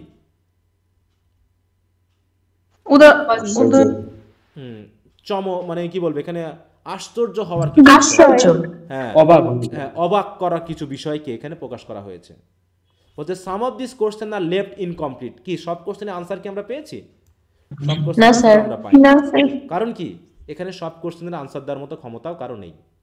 হ্যাঁ as if the poet's awe and admiration were too great to permit him to complete them. কারণ কি মূলত যেন তিনি সৃষ্টিকর্তার শক্তি ক্ষমতা পাওয়ার নিয়ে এত বেশি মানে কি বলবো অবাক, মানে কি অবাক, এবং এত বেশি তার মানে গুণ প্রার্থনা বা প্রশংসা তিনি করছেন যেন এই অবাক হওয়ার কারণে তিনি যেন সম্পূর্ণভাবে কোশ্চেনের আনসার দিতে পারতেছেন না। তাই বলছে the terror the beast produces. তাহলে এই বিস্ট মানে কি পশু নাকি, যে টাইগার, বলছে টাইগার যে ধরনের টেরর মানে কি আতঙ্ক বা ভয়, তাই না? হ্যাঁ এমনভাবে প্রডিউস করছে যে মনে হচ্ছে যেন is evoke through the repetition of such word as fearful, dare, dread, terror. এই শব্দগুলো ব্যবহার করার মাধ্যমেই বোঝাতে যাচ্ছে যে এই টাইগার আসলে কতখানি ভয়াবহ, কতখানি আতঙ্কজনক একটা প্রাণী। এবং সেই আতঙ্কজনক প্রাণীটার মাধ্যম দিয়ে the poet wonders how God dare to create such a bridge. তাই না? এরকম একটা ভয়ানক প্রাণীকে সৃষ্টিকর্তা কিভাবে তৈরি করতে পারেন? তার মানে সৃষ্টিকর্তা কেমন? নিশ্চয়ই তার থেকে ভয়ানক নাকি, তার থেকে শক্তিশালী বা তার থেকে পাওয়ারফুল। তাই বলছে the tiger is Blake symbol of abundant life which Jesus Christ came to bring in to the world. মানে দেখানো হচ্ছে যে গড যেন শক্তির উৎস, তাই তো, যে শক্তির উৎসের মাধ্যম দিয়ে জিজাস ক্রাইস্ট হয়ে তিনি পৃথিবীতে এসেছিলেন। এবং টাইগার হচ্ছে এখানে সিম্বল করছে সেরকম পাওয়ার বা ক্ষমতার একটা চিহ্ন। তার মানে পৃথিবীর দিকে তাকালে আমরা কিন্তু সৃষ্টিকর্তাকে চিনতে পারি। কিভাবে? কারণ সৃষ্টিকর্তাকে তো আমরা দেখি নাই, কিন্তু মনে করো একজনের হাতের লেখা দেখেই কি আমরা বুঝতে পারবো না যে কতটুকু আন্তরিক সে পড়াশোনায়? বলো তো। মনে করো আমরা তো একজন স্টুডেন্টকে দেখি না, তার খাতা দেখে আমরা বুঝতে পারবো, তার উপস্থাপনা তার লেখা দেখেই বুঝবো না যে সে কতখানি আন্তরিক তার পড়াশোনায়। সৃষ্টিকর্তার ওই যে সৃষ্টিগুলা, তার মানে কি সৃষ্টিকর্তার সৃষ্টি দেখেই তো আমরা বুঝতে পারি যে তিনি আসলে সব গুণাবলীর সমন্বয়। তাহলে ল্যামের মতো তিনি নম্রভদ্র, আবার টাইগারের মতো তিনি পাওয়ারফুল এবং শক্তিশালী। ঠিক আছে তো? তাই বলতেছি কি the tiger is also Blake symbol of regeneration and energy. তার মানে যে এনার্জি, তাহলে টাইগার কি শক্তিশালী, পাওয়ারফুল, তাহলে তার ভিতরে এনার্জেটিক একটা প্রাণী, তাহলে সৃষ্টিকর্তাও নিশ্চয়ই ওই রকম এনার্জি বহন করে, তার আছে। রিজেনারেশন মানে কি, যে একটা টাইগারকে তৈরি করতে গিয়ে, হ্যাঁ, সৃষ্টিকর্তাকে নিশ্চয়ই একটা ল্যাম্প তৈরি করতে গিয়ে যে ধরনের এলিমেন্ট প্রয়োজন হয়েছে, যে ধরনের শক্তি বা পাওয়ারের প্রয়োজন হয়েছে, টাইগারের ক্ষেত্রে কি হবে, তার থেকে বেশি লাগবে না? হ্যাঁ, তাহলে সেই সোর্সগুলো কোত্থেকে পেয়েছেন তিনি, তাহলে তার নিশ্চয়ই সেই সোর্স আছে। এবং এ তো শুধু ল্যাম্প আর টাইগার দিয়ে বিবেচনা করা হলো, তাহলে এই পৃথিবীতে তো আরও কত শক্তিশালী প্রাণী আছে না? হ্যাঁ, বিশাল বিশাল ইয়ে আছে তোমার, সমুদ্রের মধ্যে কত প্রাণী আছে যেগুলো তো আমরা আনিই নাই, তাহলে এগুলোই বা কে তৈরি করেছে বলো? তাহলে এই যে মহাশূন্যের যে চাঁদ তারা, এগুলোই বা কে তৈরি করেছে? তাহলে সূর্যের যে আগুন, যে তাপদাহ, এটা কে তৈরি করলো? মানে ব্যাপারটা এরকম যে সব কিছু বিবেচনা করে আমরা যদি দেখতে চাই, তাহলে এটুকুই আমরা বুঝবো যে সৃষ্টিকর্তা হচ্ছে কি অলমাইটি। মাইটি মানে কি?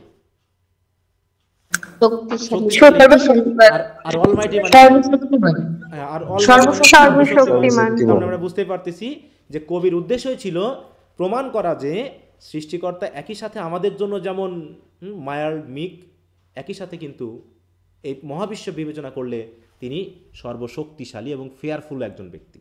কারণ যদি তোমরা কোরআন পড়ে থাকো বা বাইবেল পড়ে থাকো, যেগুলো যদি পড়ো, তাহলে দেখবা যে সৃষ্টিকর্তা কিন্তু মাঝে মাঝে অপরাধের জন্য মানুষকে একদম আগুন দিয়ে পুড়িয়ে ফেলেছে, ঠিক আছে, ভূমিকম্প দিয়ে ধ্বংস করে ফেলেছে, আছে না এরকম?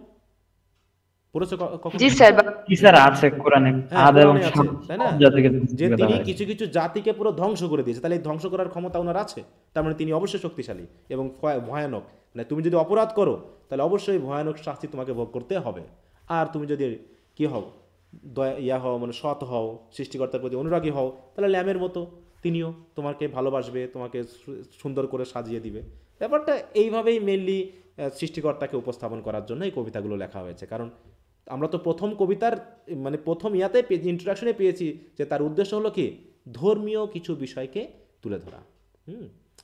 আচ্ছা, এইটুকু মোটামুটি নিশ্চয়ই তোমরা বুঝেছো বেসিক ব্যাপারটা। এখন যদি সম্ভব হয় তোমরা এখান থেকে হয়তো যদি পড়ো, তার ভিতরে কমপক্ষে 40% বুঝবা না, তারপরেও একটু রিডিং দিও, ঠিক আছে? 40% বুঝবা না, যে 40% বুঝবা না ওগুলো বোঝারও দরকার নাই। শুধুমাত্র তোমার এইখানে কথার মাধ্যম দিয়ে যে সিম্বলগুলো বোঝানো হবে, যে মিনিংগুলো দেওয়া হবে, সেগুলো একটু বুঝে নিলেই চলবে। মনে থাকবে? এই জন্য সবগুলো রিডিং দিবা, কিন্তু এই সব কিছু রিডিং দিবা, এখানে যা আছে ক্রিয়েশন, ক্রিয়েটর। এই দুইটা কবিতা পড়ে আমরা মানে সবকিছু বাদ দিলে যতটুকু বুঝলাম সেটা হচ্ছে যে মানে সৃষ্টিকর্তা হচ্ছে যে ল্যাম্বের মতো অনেক বেশি কোমল এবং এই হতে পারে, আবার হচ্ছে টাইগারের মতো হিংস্র হতে পারে, সেটা হচ্ছে আমাদের কর্মের উপর নির্ভর করবে আর কি। মানে মূল কথা হলো তার দুটা সত্তাকে আমরা দেখলাম, ঠিক আছে তো? কারণ দুটা সত্তাকে, তাই তো, যে আমরা কিন্তু এরকম একটা কোশ্চেনও পাবো, এই জন্য বলছি এগুলো একটু পড়বা, এগুলো একটু রিডিং দিবা, যাতে কোশ্চেন আনসারগুলো বুঝতে সুবিধা হয়। হ্যাঁ, কারণ এই কথাগুলো যখন আমি অ্যাড করবো সাথে, তোমরা যেন বুঝে যাও। কারণ তার উদ্দেশ্যই হচ্ছে দুই ধরনের, হ্যাঁ, সোলের দুইটা, মানে সোল বা আত্মার দুইটা রূপকে উপস্থাপন করা। কারণ একটা কোশ্চেনই আছে এরকম, দেখো আমি তোমাদেরকে একটু দেখাই। 2023-এ ওদেরকে যেটা দিয়েছিলাম, দেখি এখানে দিয়েছিলাম কিনা ব্রড কোশ্চেন হিসাবে important.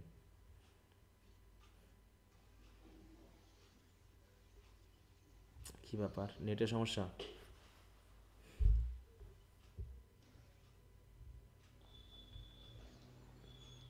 William Blake,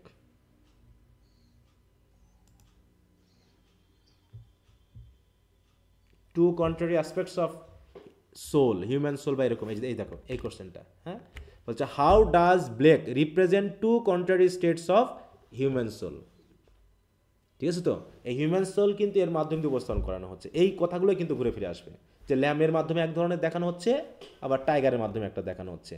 chimney sweeper songs of innocence একরকম দেখানো হচ্ছে, সংস অফ এক্সপিরিয়েন্স একরকম দেখানো হচ্ছে, হ্যাঁ, নার্সের সঙ্গে একরকম দেখানো হচ্ছে। এরকম করে কিন্তু আমাদের এখানে উপস্থাপন করতে হবে, ঠিক আছে? এই জন্য এগুলো একটু রিডিং দিবা, যতটুকু বুঝো তোমার কোশ্চেন আনসার বুঝতে ইজি হবে। এই জন্য বললাম, সব বুঝতে হবে না আমি বলছি না, কারণ এখানে অনেক রিলিজিয়াস যে রেফারেন্সগুলো আছে তোমরা যেহেতু বুঝবা না, ওই জন্য সব বোঝার দরকার নেই। আমি বারবার আবারও বলছি, ঠিক আছে? কিন্তু রিডিং দিবা তোমরা, এতেই তোমরা অনেক কিছু বুঝে যাবা। মনে থাকবে? জি স্যার। জি স্যার। ওকে, এই কবিতাগুলো একটু ঝামেলাপূর্ণ হতে পারে তোমাদের কাছে, এই জন্য একটু সময় লাগবে। কি বলবো আর কি, রোমান্টিক পোয়েট্রি একটু এরকমই, মোটামুটি অনেক কবির আছে যেগুলো একটু অ্যাবস্ট্রাক্ট।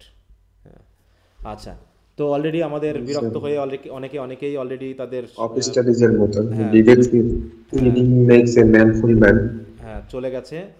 তো যাই হোক, তারা অলরেডি খুবই ক্লান্ত হয়ে গেছে। তোমরা আছো, এই জন্য তোমাদের ধন্যবাদ। তো যেটুকু বোঝানো হলো সেটুকু একটু বুঝেছো কিনা জানি না, যতটুকু পেয়েছো আবার আগামী দিন পড়বা, আস্তে আস্তে তোমাদের সেন্সটা ডেভেলপ হবে। তো ঠিক আছে, তাহলে আজকে এই পর্যন্তই। একটু শান্তি করে ঘুমাও, তোমাদের বিরক্ত করার জন্য আমি দুঃখিত। না স্যার, প্রথম অবস্থায় পড়লে একটু করে সমস্যা হবে, কিন্তু পরে অনেকবার যখন রিডিং দিব তখন এতটা সমস্যা হবে না। নাও, আমরা তো অভ্যস্ত, এগুলোতে আমরা অভ্যস্ত হয়ে গেছি ভাই। সবাই তো আর পড়াশোনার জন্য আসে না,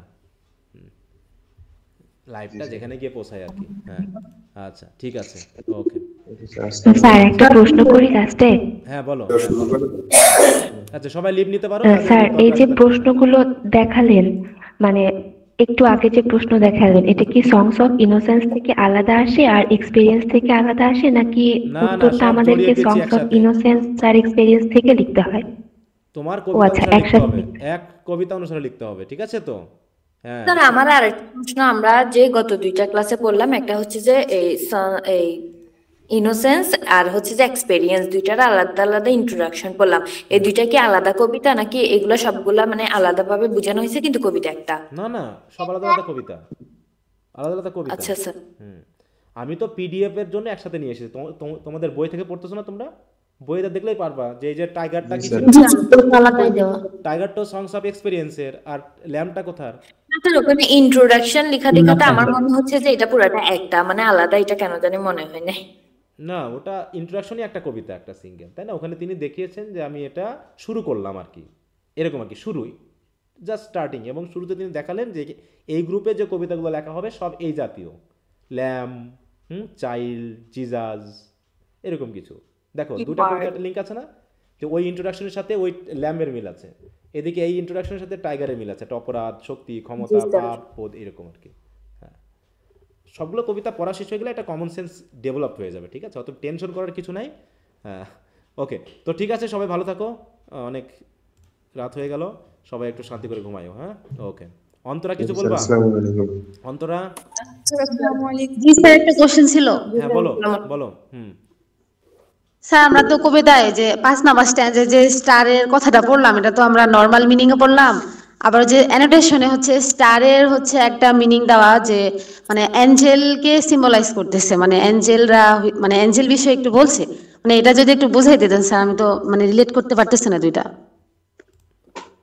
এখানে বললামই তো যে অনেক সুপারফিশিয়াল মিনিং এর সাথে সাথে অনেক ডিপ মিনিং আসবে, যেগুলো তোমার ওই বিভিন্ন ক্রিটিক্সরা বলেছে, কিন্তু এখন মিলাতে গেলে তোমাকে আরো গভীর স্টাডি করতে হবে, ওগুলোর কথা বাদ দিয়ে যাও। বুঝতে পেরেছো? আচ্ছা ঠিক আছে। তাহলে ওই যে মানে এই কবিতাগুলো নিয়ে তো অনেক ক্রিটিক্স আলোচনা করেছে, তাই না? আর এই গাইডগুলোতে করেছে কি, ওই শটাশট ওখান থেকে নিয়ে এসে শুধু কপি পেস্ট করে দিয়েছে, এর সাথে এ বোঝাচ্ছে, ওর সাথে ও বোঝাচ্ছে, কিন্তু কখন কিভাবে ওই ক্রিটিক্স বুঝিয়েছে সেটা তো আর এখানে দেয়নি পুরোটা। এই না দেওয়ার কারণেই ভেজালটা এখানে হয়ে গেছে, ঠিক আছে? অত দূর যাওয়ার দরকার নেই। এখানে আমাদেরকে নাইট বোঝাচ্ছে, এটা তুমি একটু খেয়াল করে রেখো, নাইটের অবস্থানটাকে। বুঝতে পেরেছো? আচ্ছা ঠিক আছে স্যার, থ্যাংক ইউ।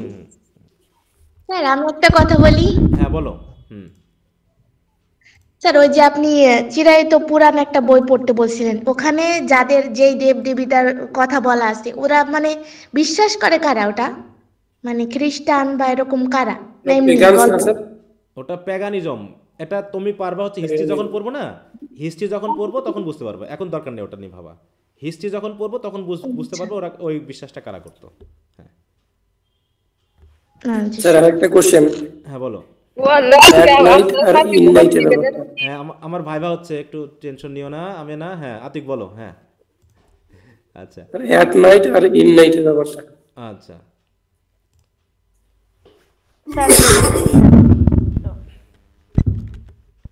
মধ্যে একটা প্রশ্ন ছিল স্যার, আমার মনে হয় এটা এট নাইট হবে, কারণ নাইটের সাথে এট হয়। হ্যাঁ আমি একটু বলি। হ্যাঁ একটু বলি। হ্যাঁ এটা হচ্ছে, মনে করো যখন তুমি অ্যাট ইউজ করবা তখন হচ্ছে এটা স্বল্প সময়ের কিছু অবস্থানকে বোঝাবে, সেটা হচ্ছে at night at noon, at আর কি আছে, অ্যাট ডন, তারপর হচ্ছে অ্যাট টুইলাইট। এগুলোকে দিনের এই বেলাগুলোর সাথে অ্যাট ইউজ করা হয়। কখনো যদি তুমি এই বেলাগুলোর সাথে দি ইউজ করো তাহলে সেগুলোর সাথে আমরা ইন লাগাতে পারি।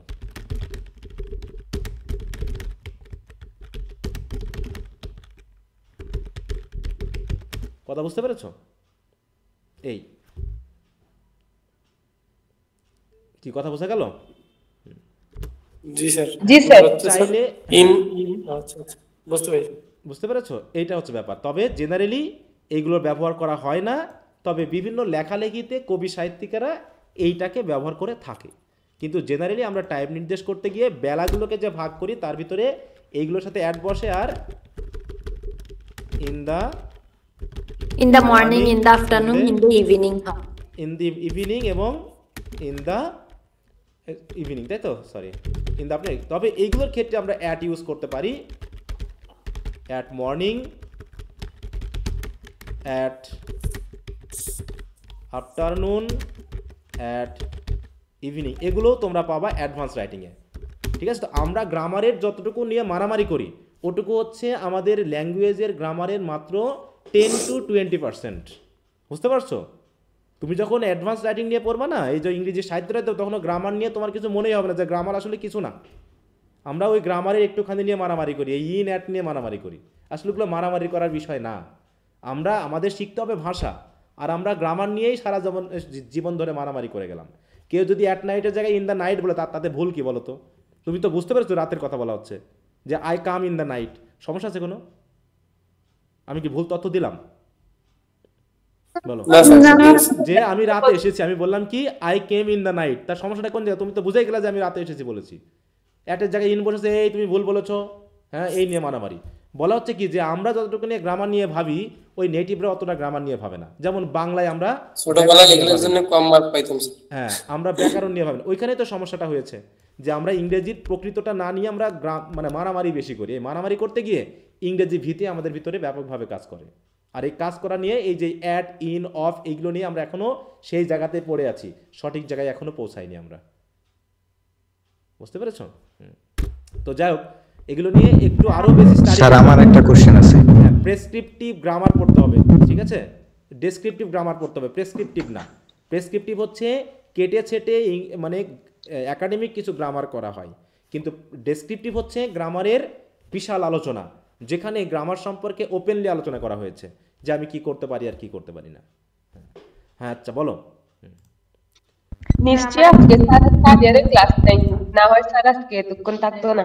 একজন বলো। আচ্ছা আমি না, হ্যাঁ হ্যাঁ বলো তাসনিম। না স্যার, একজন কথা বলতে চাচ্ছে তো, মিরান, সেজন্য বলে। স্যার আমার কোশ্চেনটা হইছে ট্রিনিটি নিয়ে। ট্রিনিটি স্যার এইটা তো ক্রিশ্চিয়ান বিলিভ, আর আপনি একদিন বলছিলেন যে কোরবানি হয়ে গেছে যীশু খ্রিস্ট, তার মানে কওমের উদ্দেশ্যে। এই ট্রিনিটি মতে তো স্যার হইছে যীশু খ্রিস্ট এবং গড একই, তাইলে যীশু খ্রিস্ট স্যার কার জন্য কোরবানি হয়ে গেল, মানে কার কাছে কোরবানি হইল? এই যে বললাম না, আমি কিন্তু ওই সময় তোমাকে বলেছিলাম, ঠিক আছে তো, যে যদি এটা নিয়ে তোমাকে বুঝতেই হয় তোমাকে তাহলে স্টাডি করতে হবে কি বলো তো? স্যার এই বাইবেল করতে হবে। আমি ওই দুই একটা কথা বলবো, এই কথায় তোমাকে আরো বেশি প্যাঁচ লাগাই দিবে। বুঝতে পারছো? এই জন্য তুমি যদি এগুলো জানতেই চাও তাহলে তোমার মনে হয় তুমি একটু বাইবেল পড়তে পারো। চ্যাট জিপিটি একটু সার্চ দিতে বলেন স্যার, তাহলে না, ওখানেও চ্যাট জিপিটিও সঠিক দেয় না। চ্যাট জিপিটিও সঠিক তথ্য দেয় না। বুঝতে, সবসময় তুমি একটা ধর্ম সম্পর্কে জানতে চাও, তুমি কেন আমার কাছ থেকে জানবা, বা তুমি কেন ওই চ্যাট জিপিটি থেকে জানবা? তোমার তো একটা মাধ্যমই আছে একটা ধর্ম জানার জন্য, বলো সেটা কি? তোমার ধর্ম সম্পর্কে জানতে চাইলে আমি কোনটা পড়বো বলো?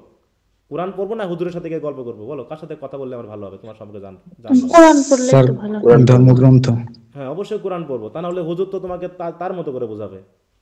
হ্যাঁ, কারণ সবাই তো তার মতো করে চিন্তা করে বোঝায়। হ্যাঁ হ্যাঁ, একটু এবার বলি, একটু হালকা করে ধারণা দিই এটুকুই, যে বলেছে ইহুদি ধর্মে দেখো একটা জিনিস এখন ওপেনলি বলতে হবে তোমাকে, যে ইসলাম ধর্মের যে প্রচার, হ্যাঁ আমরা তোমরা হয়তো সবাই বিশ্বাস করি যে আমাদের ধর্মটাই প্রথম থেকেই আছে, তাই না? আমরা সবাই এটা বিশ্বাস করি, কিন্তু ইসলাম, হ্যাঁ এটা আমরা সবাই বলবো, আমি ক্রিশ্চিয়ানিটিও বলবো, ওই ইহুদিও বলবো, বা তোমরা ইসলামও বলবা, ঠিক আছে, যে আমাদের ওই অ্যাডাম ইভ থেকে আমাদেরই, হ্যাঁ আমরা তিনটা একই লাইনেজের ধর্ম।